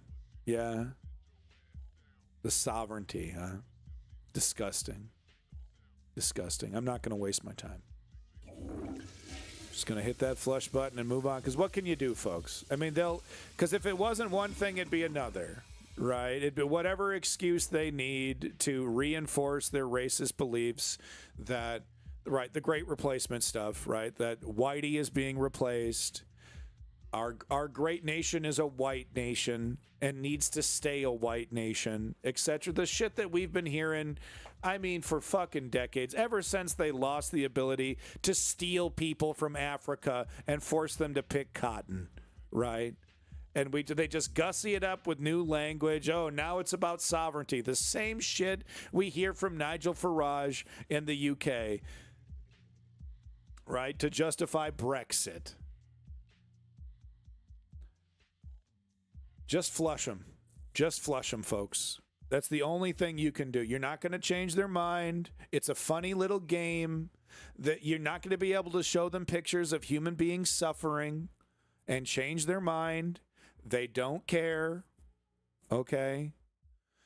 And for the love of God, Cenk Uygur, get over it. If I call that son of a bitch a fascist bigot, oh, he might not vote for Democrat. Oh no, Cenk. Oh no. Like he was ever going to. You know what the ironic, hilarious part is? That dickhead probably doesn't even vote. Right? Spends stream after stream spreading nonsense, right? Sovereignty and this, and I like Nick Fuentes and great replacement that. Motherfucker probably doesn't even make it to the fucking voting booth. This is what we're dealing with. Right? But as long as you don't make it to the voting booth, as long as the left feels completely dejected, completely divided and conquered, right? Completely just out of the loop, right? Every effort met with a little slogan and we're just barrel on like the Duke boys, right? Well, the economy's doing great. What are you talking about? Tariffs have been nothing but a big success. Alligator Alcatraz, nothing but a big success. we're like weeks or months into these things. We haven't even seen. we haven't even gotten close to the damage that these things are going to be doing. Anyway, he's going to be doing this as well. UFC fight at the White House. I don't know, man. Oh, really? Clutch Cargo. Link. You got a link? We got a mea culpa from Anna fucking Casper. Are you fucking see? Yeah, because she's kind of she did the whole. I don't like to call Republicans fascist. We shouldn't call Republicans fascist. Yeah, and then she went on to do the stupid thing of like, and no offense to Anna, but it was a little stupid because it was like the only fascists that exist are the ones that wear swastikas and Zeke Heil, you know. So like I don't think she even wanted to call what Elon did a fascist salute. Right, I'm not sure. I might be mischaracterizing there, but yeah, bro, Clutch Cargo. If you got proof on that, I'd love to see it. It's a shame our friend Ted Cruz still isn't here. I'm just going to assume he left. But here's Ted Cruz. Did you guys know Ted Cruz was a hypocrite? Yeah. Well, here he is, 2023, April. In 22 years, our national debt went from $5 trillion to $32 trillion. I mean, he really cares, right? What is happening to the next generation is irresponsible. God damn it, Joe Biden. But here's Ted Cruz after the passage, increasing the debt ceiling by trillions. It was bumpy, but we got it done. One big, beautiful bill passed the Senate. You did it, Ted. You did it. Raging hypocrite, but we all know that, right? What do we do with this information? We tuck it away. We put it somewhere deep in our heart because we know it to be true, right? That these people are scum. And anybody who defends them, we don't do what Cenk Uygur recommends, and we play kid gloves with them. We point out that they're being grifted. Like you want to be nice and use nice language. That's up to you, right? However you want to handle it. But we don't use the kid gloves. You're being lied to. You're being grifted. This man hates your guts. Unless you're a multi-billionaire or multi-millionaire, Ted Cruz is not on your side. You're falling for it. You're being fooled. You're being tricked by supporting this man. That's why this information is important, right? We know it to deep in our heart, more true than anything we've ever known, that Ted Cruz is a fucking liar and his ilk, right? And might be the Zodiac Killer. Yeah. Yeah, John Axel, 100%. Lord Eggfort. Well, since the European Union made a trade to become NATO, yeah, okay. Here we go with this, right? Hey, Lord Eggfort, does Ukraine have a right to defend itself from a foreign invasion? Mr. Eggfort, does Ukraine have the right to defend itself against a foreign country invading and taking over their country? Of course. Okay. Is Zelensky a puppet, Mr. Eggfort? Is Zelensky just a stupid puppet of the West and he just does whatever the West wants? We'll get him. We'll get him here, folks. Wanted to show this because this is kind of going under the radar. I got the video, I presume, the clip of Try to Clips. Anna Kasparian strategy? Oh, shit. Okay, bro. I'm not. Vanguard? No, I'm not. I'm double not doing this. These guys are obnoxious fucks, okay? They're obnoxious fucks. Give me the timestamp strategy or I'm not doing it. He was a comedy actor, not a puppet. Right. He's also the leader of the country, right? He's not a puppet installed by the West, right, Mr. Eggfort? Anyway, I wanted to talk about this because it is going under the radar, and it's actually a pretty big deal. Let me just read this in full from Aaron Rupar here. Welcome back, Homeless. Good to see you. Attorney General Pam Bondi told tech companies that they could lawfully violate a statute barring American companies from supporting TikTok based on a sweeping claim that President Trump has the constitutional power to set aside laws newly disclosed documents show. So what does that mean? It means that the Trump administration is basically saying we make the law. We kind of do whatever the hell we want. So when it comes to the TikTok thing, he's basically just saying, you know, don't worry about whatever the law is. We can bypass it. And he's right. He's totally right. There's no law that can get in his way. Apparently, constitutional law he's still limited by some of the Constitution. Right. Ukraine. Yeah, that's why Ukraine. Why do you think Ukraine is supporting Israel right now? Is there any kind of reason? Is it just they really hate Palestinians? Zelensky, he's as a Jewish person, he just really hates Palestinians. Is that what's going on? Could it be that Zelensky literally has no fucking choice whatsoever but to support Israel? He's already losing support from the United States, you know, giving support to Israel. Right? How bad would things be if he was pro-Palestine? I wish he was pro-Palestine. I think I want a free Palestine. I want a two-state solution. But I'm not going to. What am I going to? Are we going to sit here and ignore the fact that if Zelensky didn't support Israel, that would just be another justification for him losing support of the strongest military on the planet?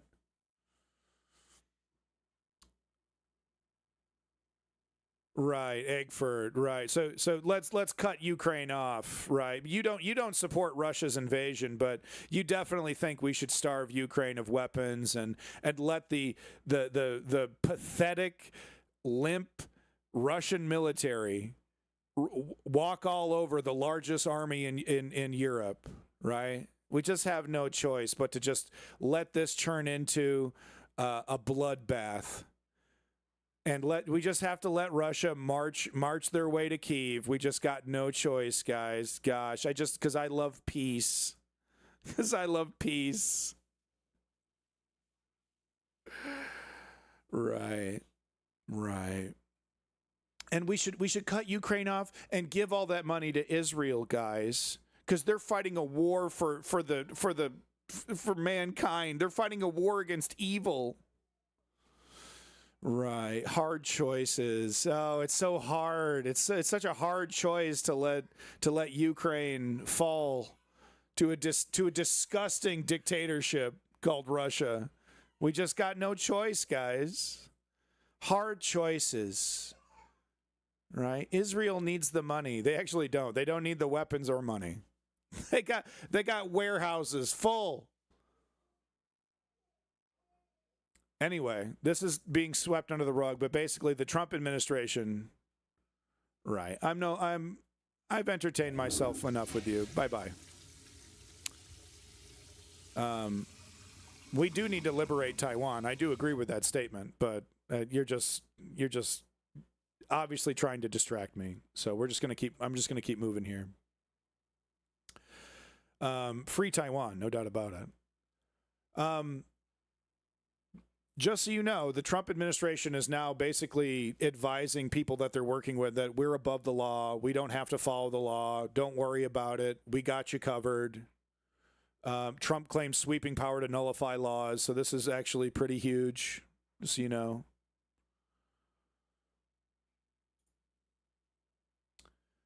Right. 17 million in healthcare, basics. This was the tweet I was looking for, I think. Basic services gave over 150 billion to the regime's loyal ICE secret police force. Billions of dollars in tax breaks to billionaires. They love it. Absolutely love it. Yay! Yay! Yeah, isn't that great, Tisrael? Hard choices. It's hard. You've got to make those tough choices. We just have to sit here on our duff and watch Russia roll over Ukraine with one of the most pathetic, limp-wristed, fucking underfunded, undertrained, easily defeated by anybody, by a competent military. We're just supposed to let that win. We just got to let that win. Yeah, dancing the YMC fucking A over here, no doubt. Moped military. Yeah, no. And then, once Russia has completely annihilated the largest army in Europe, the largest military force standing between it and all the other countries that it fucking neighbors, then we'll have peace. Then we'll have peace. Right? Once Russia has proven to China that it can just take what it wants, even with the state of its military, because of how weak the Western alliance is, we'll just have peace. Fucking serene peace as Putin takes a vacation in Kyiv, right?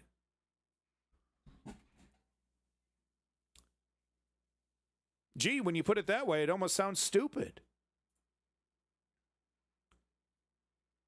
Once again, just people pointing out that the New York Times is covering for Trump. And now I'm not going to leave this on screen. I'm not even going to say the word, but Trump used an anti-Semitic fucking slur.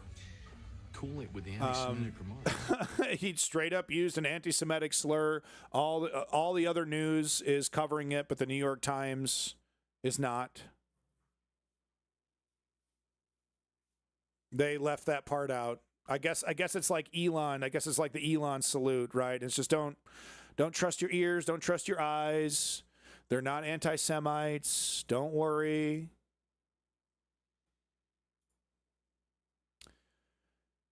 Senator Britt, I don't have her full name here, but I think she's a Republican. This was her face, her little smirk as the elevator doors were closing and she was being asked, your bill is going to kill working people. At least 50,000 people plus are going to be going under. And it's fake news. Fake news. I can't believe liberals believe this claptrap. Right. We worked so hard to pass the bill. I really hope she does a town hall. I really hope she does. I'm gonna watch that shit with a bottle of baby oil. Okay, we're gonna get real gross with it. Yeah, I mean, we keep hearing the Russian economy blinking red, Russian economy panicking, and then China comes in with the fucking rescue, right? So this person pointing out that even people that are not on Medicaid or Medicare will absolutely affect them. Quote, I'm not on Medicaid or Medicare, so this doesn't affect me, right? I got a good plan with my company. I'm good to go. I mean, this sucks for a lot of poor people, but I'm not a poor person. I'm white. I'm talented. My job isn't even at risk from AI. I literally work in the AI fucking field, and I'm not going to get replaced, right? So I'm comfortable. I'm fine. It's all good for me. Sucks for poor people, but hey, fuck around, find out. You get what you asked for, right? I didn't vote. I don't really participate in politics. Both sides. I'm so centrist. I'm so enlightened, right? Such an enlightened dickhead. I don't even pay attention, right? So I mean, you kind of get what you vote for, right? No problem, Denmark. Thank you so much for stopping by. So you're wrong. That straw man that I just created is wrong. Those that lose their insurance will now be forced to go to the ER where they cannot be turned away for now. They then will be served an exorbitant bill, which they cannot pay, and as a result, the hospital will be forced to suck up the money, the costs. This will ultimately lead to increased costs, which will deeply affect insurance premiums. If you think your health insurance is expensive now, just you wait. But hey, don't worry, Donald Trump. I mean, don't be surprised. Let me just put down a prediction. If this becomes a problem that makes him look bad, he'll just sign on a piece of paper. Hospitals are allowed to turn you away if you can't pay the bill. No, problem solved. Bloop. There you go. Puts it on a piece of paper that, with the presidential seal, signs Donald Trump, like a toddler would with a black crayon. And there you go. Problem solved. Yeah. And we will see hospitals across the nation kicking people out of their, people dying on their sidewalk, taking them the legal distance away from the hospital, dumping them on the sidewalk to die. We've already seen hospitals do that in America. And it will become, it's fantasy right now, but he won't do that. No, he won't go that far. No way. This is interesting. J.D. Vance said everything else, the CBO score, the proper baseline, the minutiae of the Medicaid policy is immaterial compared to the ICE money and immigration enforcement provisions. So here he is saying, you know, oh, the whining and complaining about the Medicare and stuff. It's small minutiae, compared to how important the money going to ICE is, right? It's interesting that J.D. Vance is saying this because he's the smart fascist. He understands that this fascist regime is going to require a police force to enforce its will on the American people. Yeah, Homo sapien. They have a vague idea, but it doesn't really matter because if the bodies start piling up, it's the Democrats' fault. You know, if people can't pay their bills, they're lazy bums. And as long as there's enough people who are not affected by this, which it seems impossible now. So, I mean, maybe this whole theory is going to break apart. But as long as they have enough people that are able to, they're white and privileged enough to get out of this, they'll have their defenders. These cuts are going to affect every single poor person. Anybody who's 50,000 and below, 100,000 and below is going to be affected by this. But it's interesting, back to J.D. Vance over here. He's the smart fascist. He understands what a fascist regime is going to require to stay in power. So he's very, very focused on the ICE funding. He's like, yeah, that's great. That's great news. We got our police force here. Now we just need to secure the ability to nullify the rights of American citizens, and we're good to go. Anybody standing in our way, scooped up, kicked out. You become stateless, which is worse, which is even worse than being like kicked out of the country that you're in, but then kicked back to the country of your origin, right? Like, if they're able to successfully strip citizenship from natural born citizens, I honestly don't even know what you're straight up exiled. Like we haven't seen this kind of shit since the ages of kings. You have people straight up exiled. What is that? What is that? What do you mean? How does that work? But that's what they want, because they're like, no, we need we won't be able to control the people unless the punishment is drastic and frightening and brutal.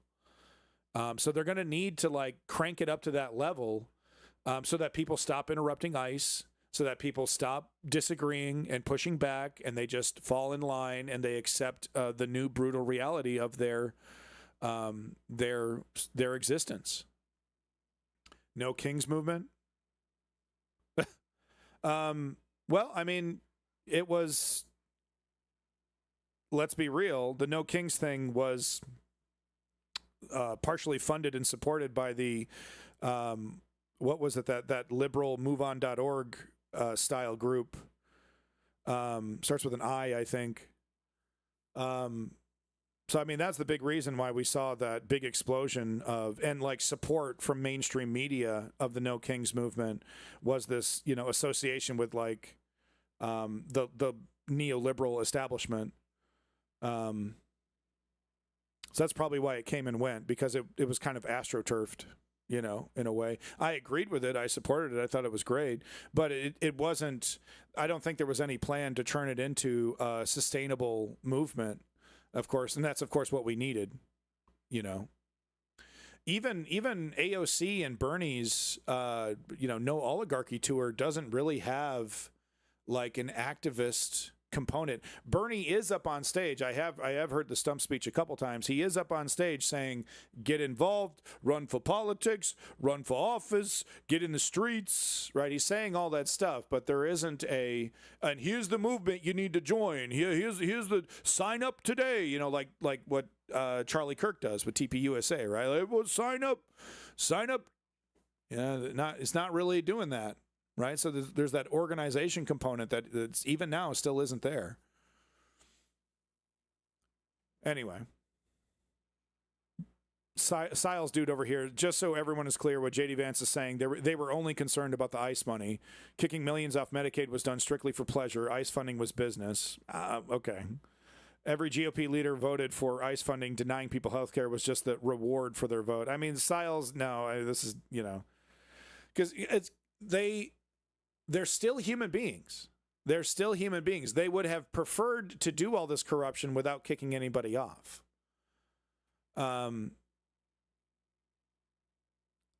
Some of them are sick, though. Some of them are sick. But I even now, I find it hard to believe that they would want to kick people off Medicare, off healthcare in general. I'm sure they justify it as something that had to be done. They're not like, sick people are going to get kicked out of hospitals. Hospitals are going to close. No, because they're the hero in their own story. So they're like, oh, those hospitals weren't very effective. They were money wasting, and the people that are getting kicked off are lazy pot smoking 30-year-olds playing video games, et cetera, right? Like, they kind of believe their own bullshit enough to a point where they're still the hero of their own story, right? So Stiles dude here, he's just he's just having fun. Wanted to talk about RFK. Dangerous man, dangerous motherfucker, this RFK.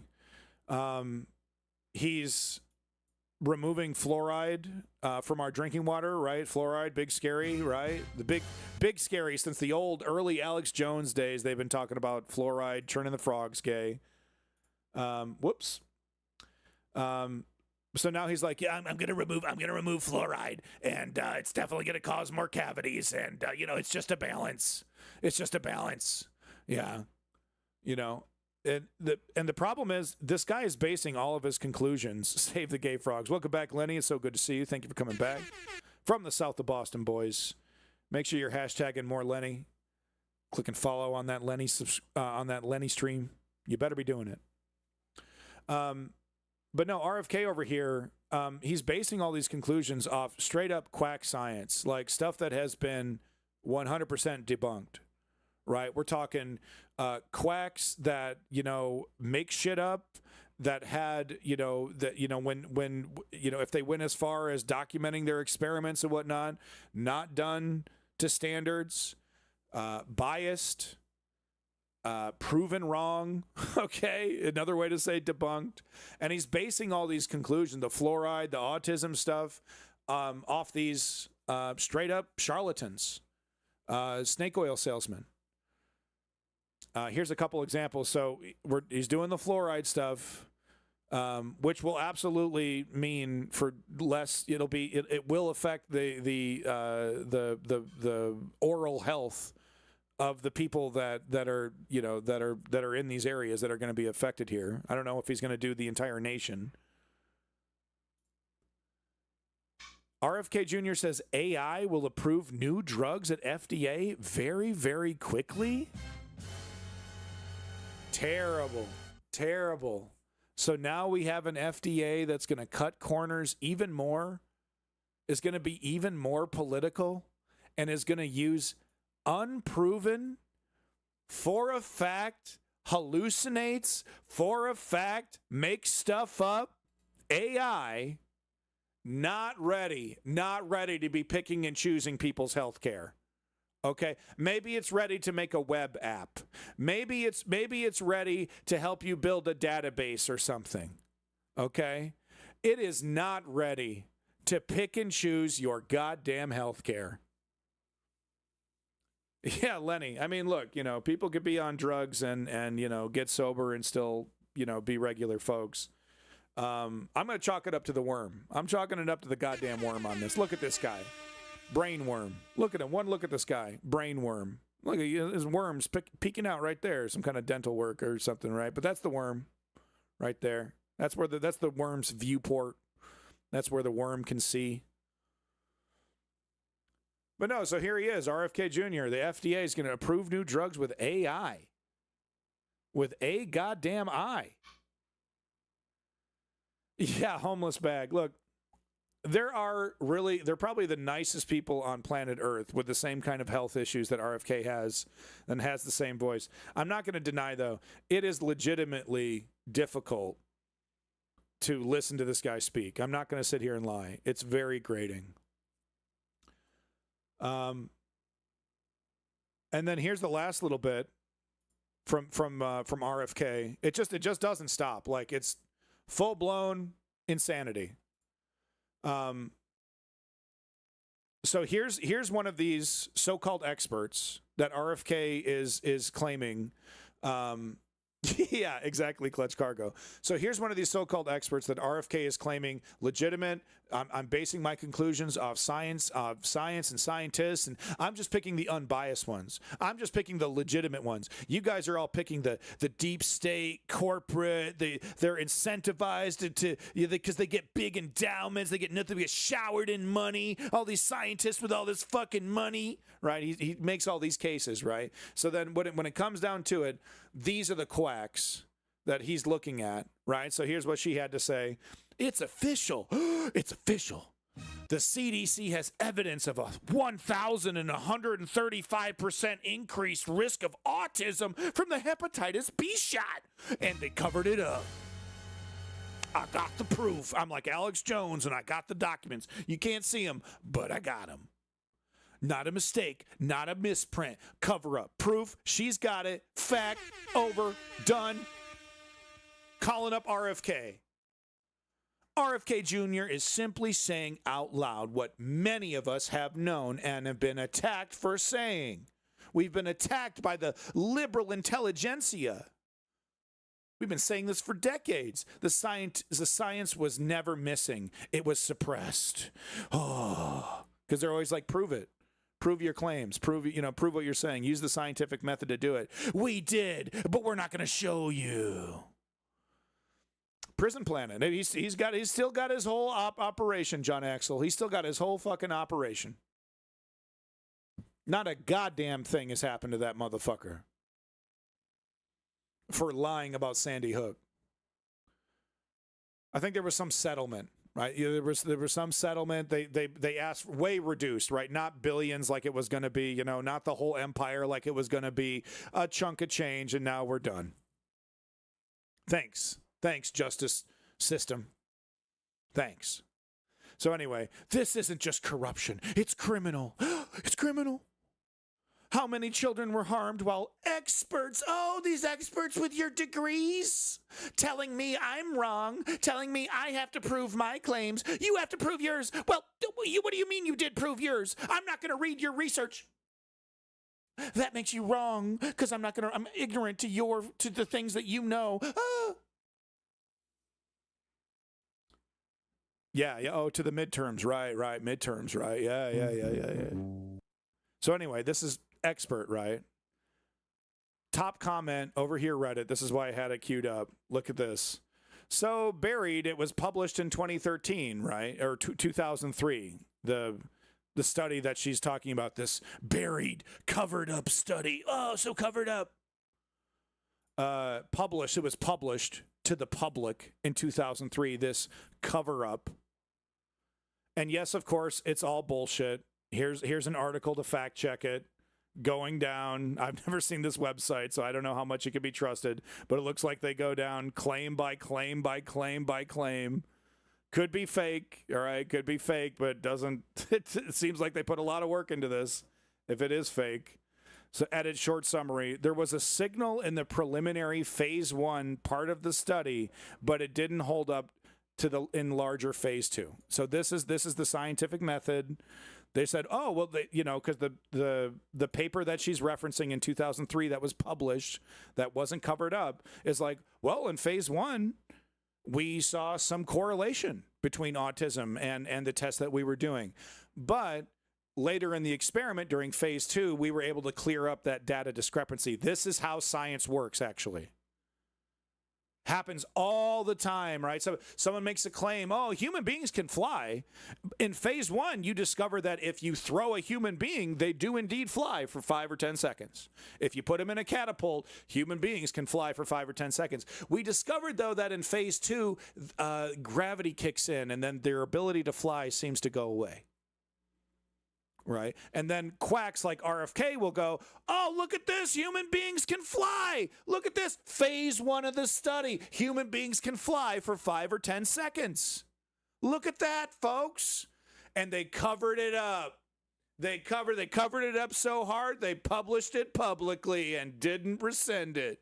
They covered it up by publishing it publicly and leaving it out there for anybody to read. That's what a cover-up is. And that was okay when that shit was Oprah, right? That was okay when that shit was Dr. Phil, right? And it was just some bullshit that, your 60-year-old auntie living in a trailer. Oh, I saw Oprah say some stuff about autism and a connection between this and that. So it used to be in the realm of that. Now it's the motherfucking government, dude. Now it's the motherfucking government. This quackery, this grifting, these fake it till you make it grifters are now running the show. And man, they're not even going like, oh shit, I'm in way over my head. The fucking lies and grift that I've been saying to get this far, I did not expect to be sitting in this seat. Okay, I'm just gonna coast. Don't change anything. Okay, I don't want to kill anybody. I'm just trying to make some money here. Okay, I don't want to kill anybody. Just don't change anything. Look, I know I said autism and vaccines and the fluoride. I know I made a lot of money telling everybody to be really scared of that, but I don't want to kill anybody. I'm just trying to make some money. So they don't even do that. They go, yep, I'm right. Yep, all the bullshit that I've been making up my whole life. Yep, that's correct. They've gone full Dunning-Kruger, right? They've literally faked it till they made it, and then they're just like, they're in too deep, but they're like shameless and yep, I guess I was right about the vaccine stuff. Yeah, I guess I was right about that stuff. Now it's policy. People are gonna die. Okay, it's not just gonna be cavities. Okay, this is serious fucking business. This guy is throwing a bomb on medical research. We're talking about cancer cures and DNA manipulation that could have prevented some kind of major disease. We're talking about research being interrupted because of quackery and grifting.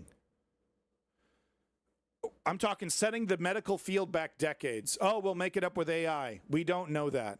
We don't know that AI is going to make up the difference for all of this lost progress. So real world effects here, right? It's really, it's not a joke. People are going to die. People are going to get cancer. Cures, people that could have been cured of their diseases are not going to get those cures, right? So RFK can sit in a dining room and pretend he's smart. Seriously, right? Other people think I'm really smart. People think I'm really informed. Actually, they look up to me. I'm a leader.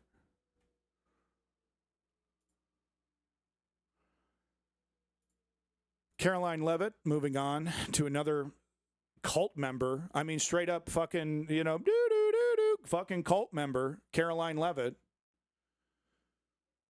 Just lying, just straight up lying. Anyone who votes against the one big beautiful bill is voting against no tax on tips for a certain percentage, means tested. No tax on overtime, means tested, and temporary. Both these things temporary.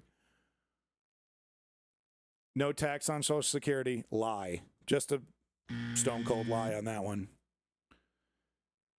Readers added context. I thought Elon fixed this and got rid of it. The one big beautiful bill does not fully eliminate taxes on tips, overtime, or Social Security as claimed. It offers limited deductions with caps and excludes high earners with no provision to remove taxes on Social Security. Just a lie. Just a lie from literally the grinning cult member, the fucking bizarro world Wednesday Addams over here. You're just a liar. That's all you do daily. You get paid to lie to the American people by the American people. How disgusting is that? And that's so true. She's cashing she's cashing a check that we give her. She spits in our face every fucking day and we hand her a check. Thank you so much. Pretty disgusting.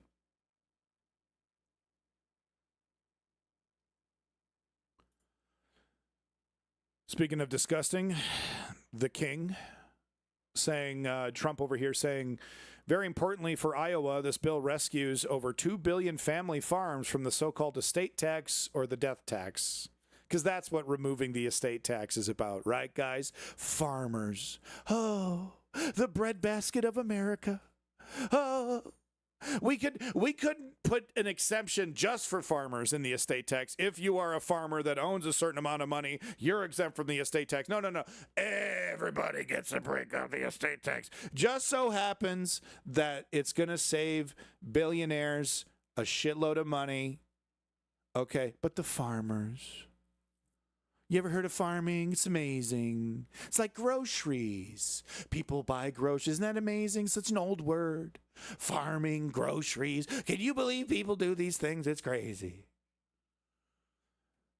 The estate tax only impacts individuals, BTC over here, who's been doing a lot of motherfucking interviews with a lot of motherfucking bog-ass standard motherfucking Democrats, who also gives Elon motherfucking Musk $5 a month.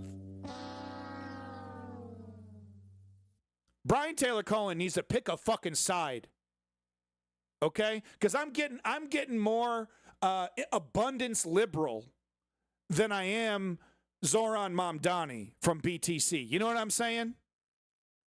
I've seen some of these interviews that this guy is doing with motherfucking Chuck Schumer and shit, or whatever.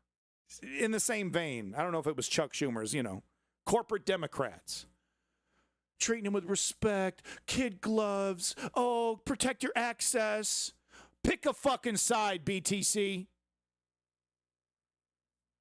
Anyway, BTC has to say here, the estate tax only impacts individuals leaving behind over $14 million or couples leaving behind $28 million. If you leave less than that, you are literally not impacted by the estate tax. It only affects 0.2% of U.S. households, and these people blindly cheer it on. The farmers, the only farmers that are affected by this, the multi-billion-dollar farming oligarchs that are desperately trying to swallow up every small family farm that in its vicinity.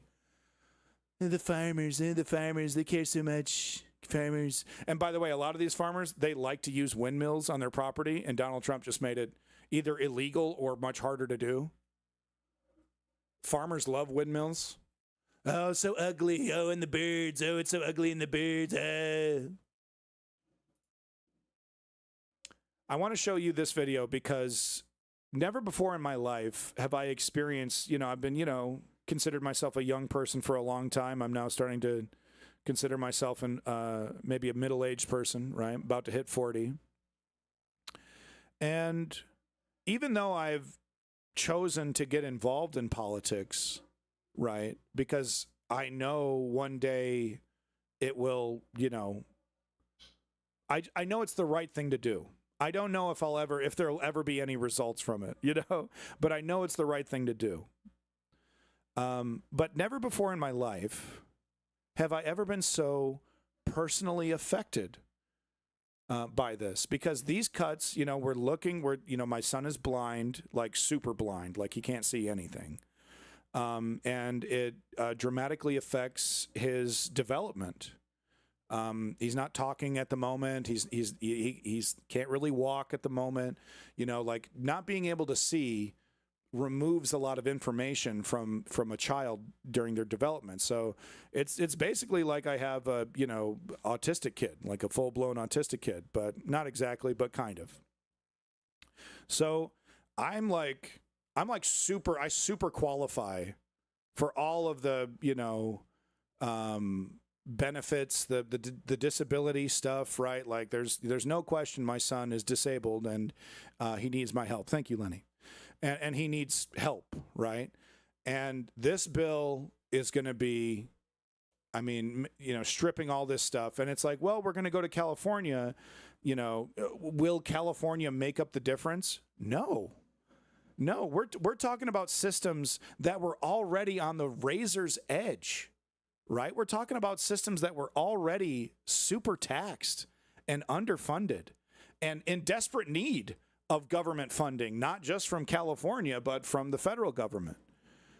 So it's weird, right? Because like, it's almost always like seemed like You know, like, sure, I pay more at the grocery store. Sure, I pay more for gas, but, you know, it's not like the government is like affecting me directly. But no, this is like, no, it's stone cold, right down to it, taking things away that is not just me, my kid, right? Who cares about me, dude? My kid.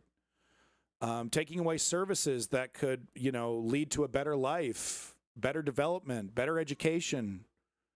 I mean, you know, it's not just free goodies, you know, it's not just cha-ching, yay, thanks. It's like, no, it's money going towards all different kinds of things, right? Medical and whatnot. And yeah, I've just never been in the crosshairs like this before. I'm not looking for sympathy. I'm just trying to tell you, like, never before has it like really like been so close to home as it is now. And now we have to really, really make a very difficult decision. Like, do we go back to California and hope for the best? Or do we find a different place in Canada that has because what we need is like a school for the blind. We need like all these different resources, right? Specialty schools. You know, you can't just take them to a regular school and expect the teacher to understand how to teach my kid, right? I mean, I need specialists. And unfortunately, Vancouver they have a lot of resources for autistic kids. They don't have a lot of resources for blind kids.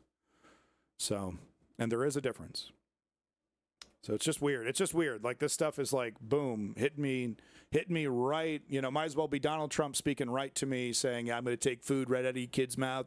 Your kid's never going to be able to walk. He'll never be able to read. Yeah, it's going to cost you tens of thousands of dollars just to try and get your kid a normal education. I completely fucked you over. Yeah, Toronto. I mean, I'm looking into it, right? Seeing if we're either going to be moving sideways or moving south. I want to go sideways. I'm worried. I'm worried about ICE coming after me because of this shit, because of my social media presence. You know, like I'm straight up worried about being kidnapped, and like, you know, because I'm thoroughly, like, I've been a known dissenter. I've been arrested for dissenting against the Iraq War. Like, I have all this shit on my fucking record, dissenting against the government, and I know I'm on a list. You know, I know I'm on a fucking list, but it's like, it used to be like, okay, whatever. I get a little extra scrutiny at the airport, right? Or I get a second look from a cop who pulls me over, you know, for a fucking traffic violation, right? But no, now it's like, no, dude, I'm in the Palantir database as like a known dissenter. I'm broadcasting dissent, you know. I'm like, I'm on a list, dude. I'm on a fucking list, and I don't really want to, you know, have to go through customs and stuff, man. I don't want to cross the border right now, dude. I know it's like I'm a nobody. I get that. I'm not trying to say like, oh, the government's coming after me, but I'm just like, you know, they're not just going after the big fish. You know, they're actually kind of targeting a lot of smaller guppies to try and intimidate the big fish. It's fucked up, man. It's like, it's real. It's really, really real, you know? But why doesn't it feel real? You know? Does it actually feel real to anybody else? It doesn't really feel real to me even now, even as I'm being directly affected by it. The numbing, you know, it doesn't go away. Mentioned earlier, President Trump is expected to sign his signature domestic policy package into law today. It includes new spending, but also new cuts and changes to programs like Medicaid. Cat of Blue, Many who are enrolled agree. in Medicaid will soon be required by the new law to prove every month that they work, study, or volunteer 80 hours a month. By one estimate, 92% of Americans under 65 who are enrolled in Medicaid are already working. One Missouri mom whose adult son requires round-the-clock care is worried his Medicaid coverage could soon be lost. My NBC News Daily co-anchor and correspondent Zincle Asamoah sat down with her. For Kimberly Gallagher, the loss of her husband to cancer 6 years ago also meant the loss of her private insurance. It's health care she desperately needs to care for her son Daniel in Kansas City, Missouri. He's had a rare genetic condition since birth. Well, Daniel's a little different than the typical person with Prader-Willi syndrome. He's lower functioning and he's nonverbal because of the autism. Daniel is now 31. What does his care look like day to day now? He requires total care. Gallagher is enrolled in Medicaid, but new work requirements in President Trump's newly passed One Big Beautiful Bill Act put her at risk of losing that coverage. You supported President Trump, and this policy has been spearheaded by him. I wonder if it matches what you were expecting or what your hope is moving forward. Right, Gaius? Like, it's, you know, it's like, how do you take this seriously without being paranoid? How do you protect yourself without, you know, feeling silly, you know, that you're, I'm, you know, it's fucked up. No, it doesn't match. But again, I still have. She voted for Trump. Oh, yeah. No. We're fucked. He fucked us over. But, you know, I still have hope that somewhere magically in there, he remembered that human beings are suffering and he cares. Somewhere in there that it's just magic. It's just magic. It can't be happening. I wonder if it matches what you were expecting or what your hope is moving forward. No, it doesn't match. You promised this. But again, I still have. Right, because he was saying, no, don't touch Medicare or Medicaid. But then he was also talking about the largest cuts in history, and we're going after the waste, fraud, and abuse. And it's like, you really couldn't connect the dots that he was talking about austerity, that he was talking about cutting your stuff? The part of me that wonders if somewhere in that 200 and some odd pages, if there's something that I'm missing that will still protect us. Around 18.5 million Americans will now be required to prove they work, study, or volunteer no less than 80 hours a month, with some exceptions, according to the Congressional Budget Office. What's the problem with trying to verify individuals when it comes to their work status and employment status? I was on the ground in Arkansas when the state tried requirements just like this in 2018. So this is interesting, right? Because it's common sense. It's common sense. It's actually already been tried. And would you believe the work requirement shit's been a total failure? I was on the ground in Arkansas when the state tried requirements just like this in 2018. And we saw working people, disabled people, caregivers, all of them getting cut off the program left and right. The idea of work requirements for Medicaid is not new. In 2023, Georgia introduced similar parameters still in place. And in 2018, Arkansas did the same. Former legal aid attorney Kevin DeLeban filed a suit against Arkansas's Medicaid changes, a federal judge and then the Biden administration ultimately blocking the work requirements. More than 18,000 people lost coverage in that state. Imagine getting a 10-page letter today that says something that you barely understand, right? Because it sounds like you might be eligible, but you might not be eligible and you're not sure. So it's intentionally obtuse, it's intentionally confusing, and it adds a bunch of extra layers and loops that you have to jump through. Buried under an avalanche of paperwork, red tape, hoops to jump through. The work requirement change could have a major cost-cutting effect, with $325 billion worth of savings estimated by the Congressional Budget Office. Savings. When you're talking about Medicaid. Savings. Interesting way to frame that, NBC. We need to make sure the program is sustained for the people it's intended for. That's, you know, right. And we're going to just let him lie. We're going to quote him. And we're not going to add context. We're not going to point out that he's lying, that he has an agenda. We're just going to face value both sides. I mean, this is supposed to be NBC. They talked to a Trump voter who defends Trump, even though she's losing all kinds of services for her fucking disabled son. And then cut on over to slick grifter Mike Johnson, who gives a slick one-liner. And then, well, we're good. Here we go. Gee, I wonder if the billion-dollar owners of NBC have any kind of agenda in this, guys. Elderly, the disabled, young pregnant mothers down on the luck. Now families like the Gallaghers say, elegantly cut to ensure that, you know, for the maximum positive benefit. And this is NBC over here. total benefit of the doubt, this sociopath who cut 17 million people off healthcare to give a massive tax cut to billionaires, and we just presented face value. We let him equate these cuts as savings. We call them savings. Right, and they call NBC liberal media and MSNBC, DNC over here, fully supporting the oligarch framing. Got it backed up to the hilt. It's going to be interesting to see NBC during the ICE raids, because it's going to be happening all across the nation. Probably thousands of kidnapping operations. MSNBC over here, NBC. No, well, it's legal. Oh, they passed a bill and made it legal and stuff. So, well, clearly racist and bigoted, but, well. They're in limbo. In 2019, Gallagher relinquished custody of her son so she could get paid by the state of Missouri to be his full-time caregiver. You hear that? To get some extra money from the state, she had to legally relinquish her right as a mother to her son just to get a couple extra bucks. Look what they fucking make you do. Why do we have a system like this? Are you serious?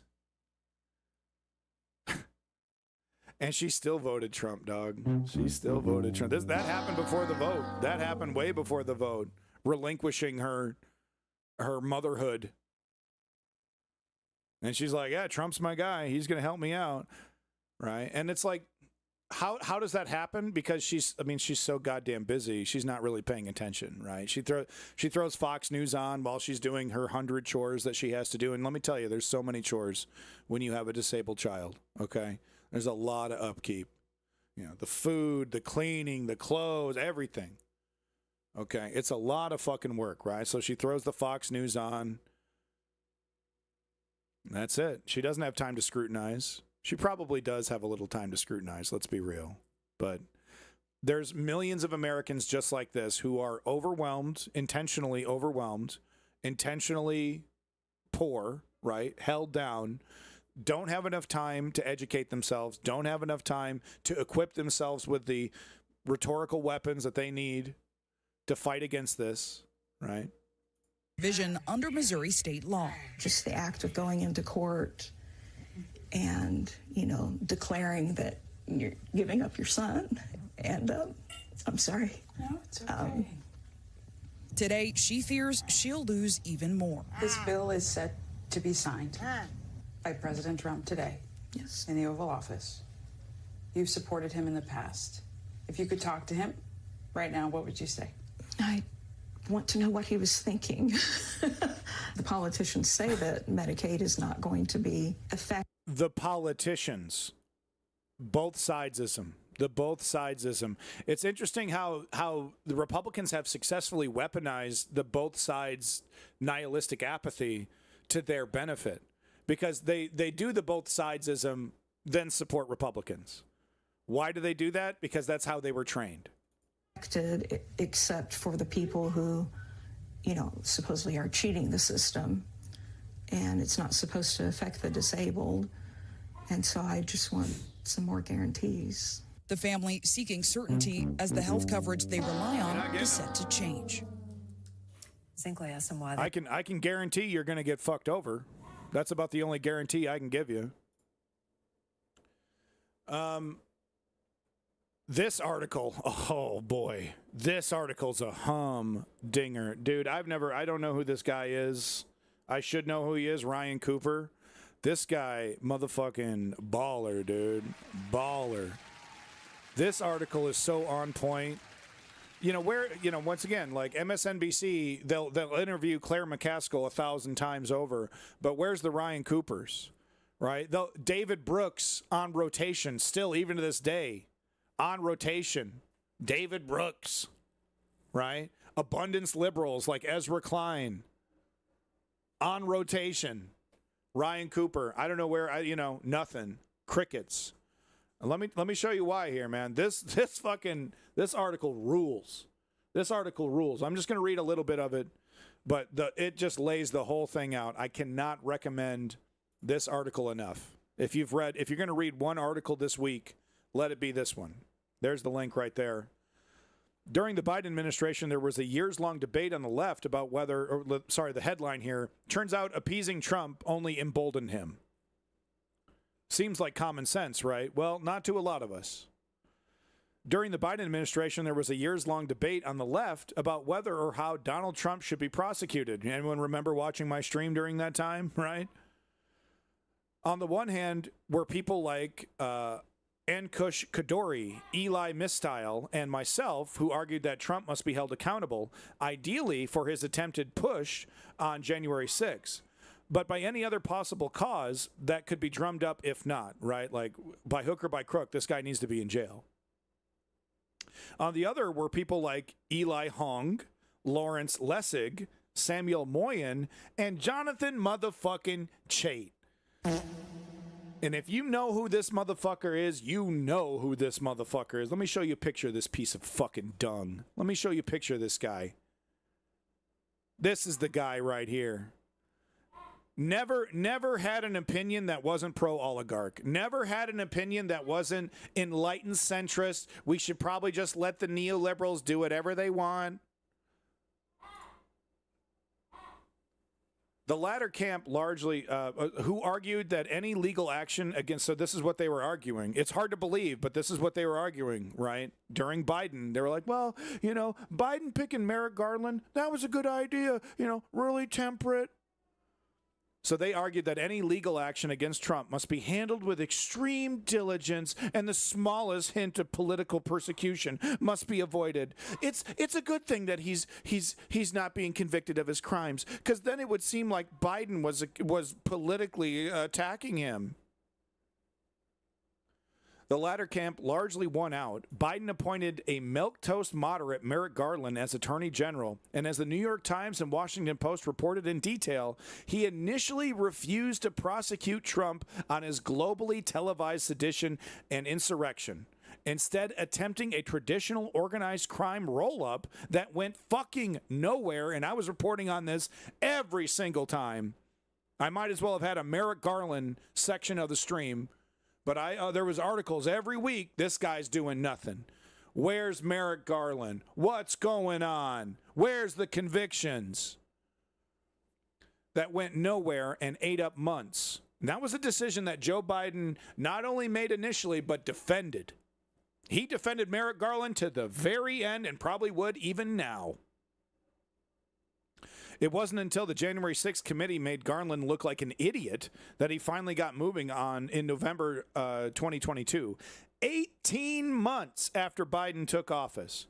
And it was special counsel Jack Smith who actually put the cases together relatively quickly. These years of delay allowed Trump cronies on the Supreme Court to successfully delay and resulting trials out past the 2024 election. So it just goes on, laying it out. Neoliberals failed us. Yeah, that's a funny ad, right? I can't stress this enough. This article is a humdinger. I mean, even Jack Smith, it's like clearly Merrick Garland picked Jack Smith for a reason, because even though, he put on the appearance of, he was still like, no, everything by the book and everything buttoned up, and I'm not going to make a single move against this obvious criminal unless I have 3 pieces of evidence for every single little thing. And everything's well documented and perfectly and pristine and everything. What did that fucking do for us, huh? What did that fucking do for us? Nothing. Donald Trump told his AG, take those well-documented, perfectly built cases against me and throw them in the fucking trash. So great job, Jack Smith and Merrick Garland. You achieved nothing. But this article gets way into it, dude. It's like, it really just, he's so on point. Like, I need to interview this guy. I seriously need to interview this guy because, I agree with 95% of what this guy's saying. Here's the last two paragraphs here. It remains to be seen if Trump will be able to consolidate a dictatorship. Throwing millions of people off their health insurance and devastating the hospital system is certainly not how Vladimir Putin did it. But thus far, many core liberal institutions have shown a familiar lack of spine, including corporations, law firms, and elite universities attempting to capitulate or strike deals with Trump, after which he invariably comes back for more. And we've seen this actually several times so far. Trump might just succeed, as usual, in spite of himself, if nobody with real power ever fights back.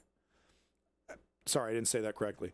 But even if he fails, if this fuzzy regard for norms and procedures, camouflaging a cowardly desire to avoid conflict, hoping the voters stop him at the ballot box at the next elections so liberal elites don't have to do anything, persists, then eventually he or someone like him will succeed.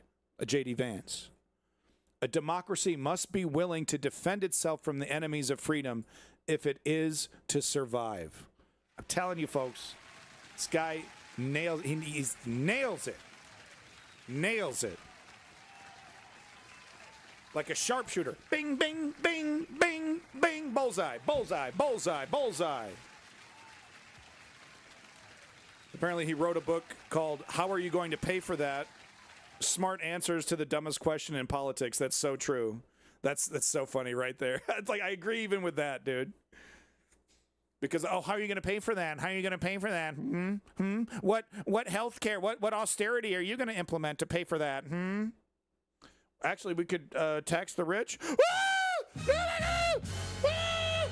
the rich, never! That was Barack Obama's reaction to being suggested that he tax the rich. Got to get the Zoran in here. The template, folks. The template. Zoran Mamdani. Do I still have this up here? We do. The template. Zoran Mamdani. If you don't know what I'm talking about, he's the template. He is the template that we need to be following to have liberal, democratic, socialist, progressive victories in politics. He's charismatic, that helps, but it's not the most important part. He's informed. He stands by his beliefs. He doesn't waver. And most importantly, and this is important, he's patriotic. He loves America. He loves New York, loves the people. He's a populist. Okay? Zoran Mamdani is the template. He is the template. Let's hear what he has to say about the smear campaign that's currently being implemented against him about government-run grocery stores. Oh, communism. Is this communism in my egg salad? I don't know. Let's hear what Zoran has to say. Grocery prices are out of control. The cost of eggs and milk has skyrocketed. That's right. Some stores are even using dynamic pricing, jacking up the cost over the course of a day depending on what they can get away with. It doesn't need to be this way. I'm Zoran Mamdani, and as mayor, I will create a network of city-owned grocery stores. It's like a public option for produce. We will redirect city funds from corporate supermarkets to city-owned grocery stores, whose mission is lower prices, not price gouging. These stores will operate without a profit motive or having to pay property taxes or rent, and will pass on those savings to you. Oh, I mean, that's it. That's the apocalypse, right? That's the apocalypse, right? That's it. That's the end of civilized democracy. No, Caddy Blue. All the voters know that communism is anarchist fascism, Marxism. Jordan Peterson told me. Okay, well, I have an incredible amount of news that I need to give you, but my dog, who might be put down tomorrow or Monday, depending, needs my attention, and I need to do something about it. So that's all you get. That's all you get for today. Sorry. I know. You love to watch my pasty fat ass scream into a microphone. You just absolutely love to hear that. Thank you, Bulletproof. Thank you, everybody, for all your support through this time. You know, she's letting us know. She's letting us know that it's time, right? Ribbons, thank you. Same to you. Same to everybody in the chat. Be more kind to yourselves, right? Don't beat yourself up. Don't take my example. The tire went flat the other day for some communism poking a hole. Yep. There you go.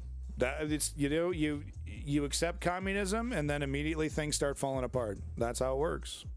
That's how it works. And don't forget, if it helps people, it's communism, right? Which means it's a bad thing, right? I guess. No, thank you, everybody, for your support. Thank you, Gaius, Rock's Fist, Bulletproof, Lenny, Ribbons, Female Eunuchs, John Axel. I mean, all the regulators in here. Photos printed. Caddy Blue, thank you for coming in. We got a new person there, Caddy Blue. We got your boy Lenny. You got Woke Patriot. Gaius, thank you, Gaius, for coming in. You know, I love seeing all you regulators, and you know, I love your opinions and you know your different takes and different angles. Long leg Homo sapien, big props to you. Quick Double Tap, want to give an extra special thanks to Quick Double Tap. Super extra special thanks to Strategy Member, who is taking a lot of time out of their day to put a lot of stuff in the Discord. Sorry, I can't include it all, but hearing your takes on geopolitics and everything is very important. So thank you, Strategy Member, for your contributions to the Discord. Clutch Cargo, Homeless Bag, Year Tubing, you know, everybody. Bound TRS. I'm such a lucky guy to have such an informed and awesome chat. Straight up, I'm not even trying to blow you there. Denmark, Tisriel, Smash. Good to see you, Smash. You know, I'm just a lucky guy. I'm very thankful to have such smart people that I can, you know, bounce my brain off of. It's very nice. Lenny, I learn here as well. I should be doing more of that, though. Peace in that motherfucking Middle East. Glory to the Ukrainian democracy. And like I always say, the only solution to this problem is nonviolent, direct political action. Step 1, we inform ourselves. Step 2, we sign up and show up. And don't forget about the blop. Step 3, we put in the work like the fascist Charlie Kirk. Right? The entire point of that Ryan Cooper article was like, yeah, I mean, we can have democracy if you can keep it, if anyone wants to fight back. Right? It's like I say, the biggest enemy we have in our democracy right now is apathy. All right? Don't put the whole world on your shoulders. Just contribute and be like, well, the chips are going to fall where they fall. But at least I did what I could, right? At least I stood on my own 2 feet and I fought back. That's the only thing that's ever worked. And, you know, we're making a decision. If we don't show up, we don't inform ourselves, we don't fight back, we've made that decision. The Elon Musks win. The Donald Trumps win. It's just that simple. Peace in that motherfucking Middle East, and glory to the Ukrainian democracy. Thank you once again. News Underground, Abandon Nihilism. Call your mother. Bump the tricks out. HB Shody, yo. HB Shody. Thank you so much.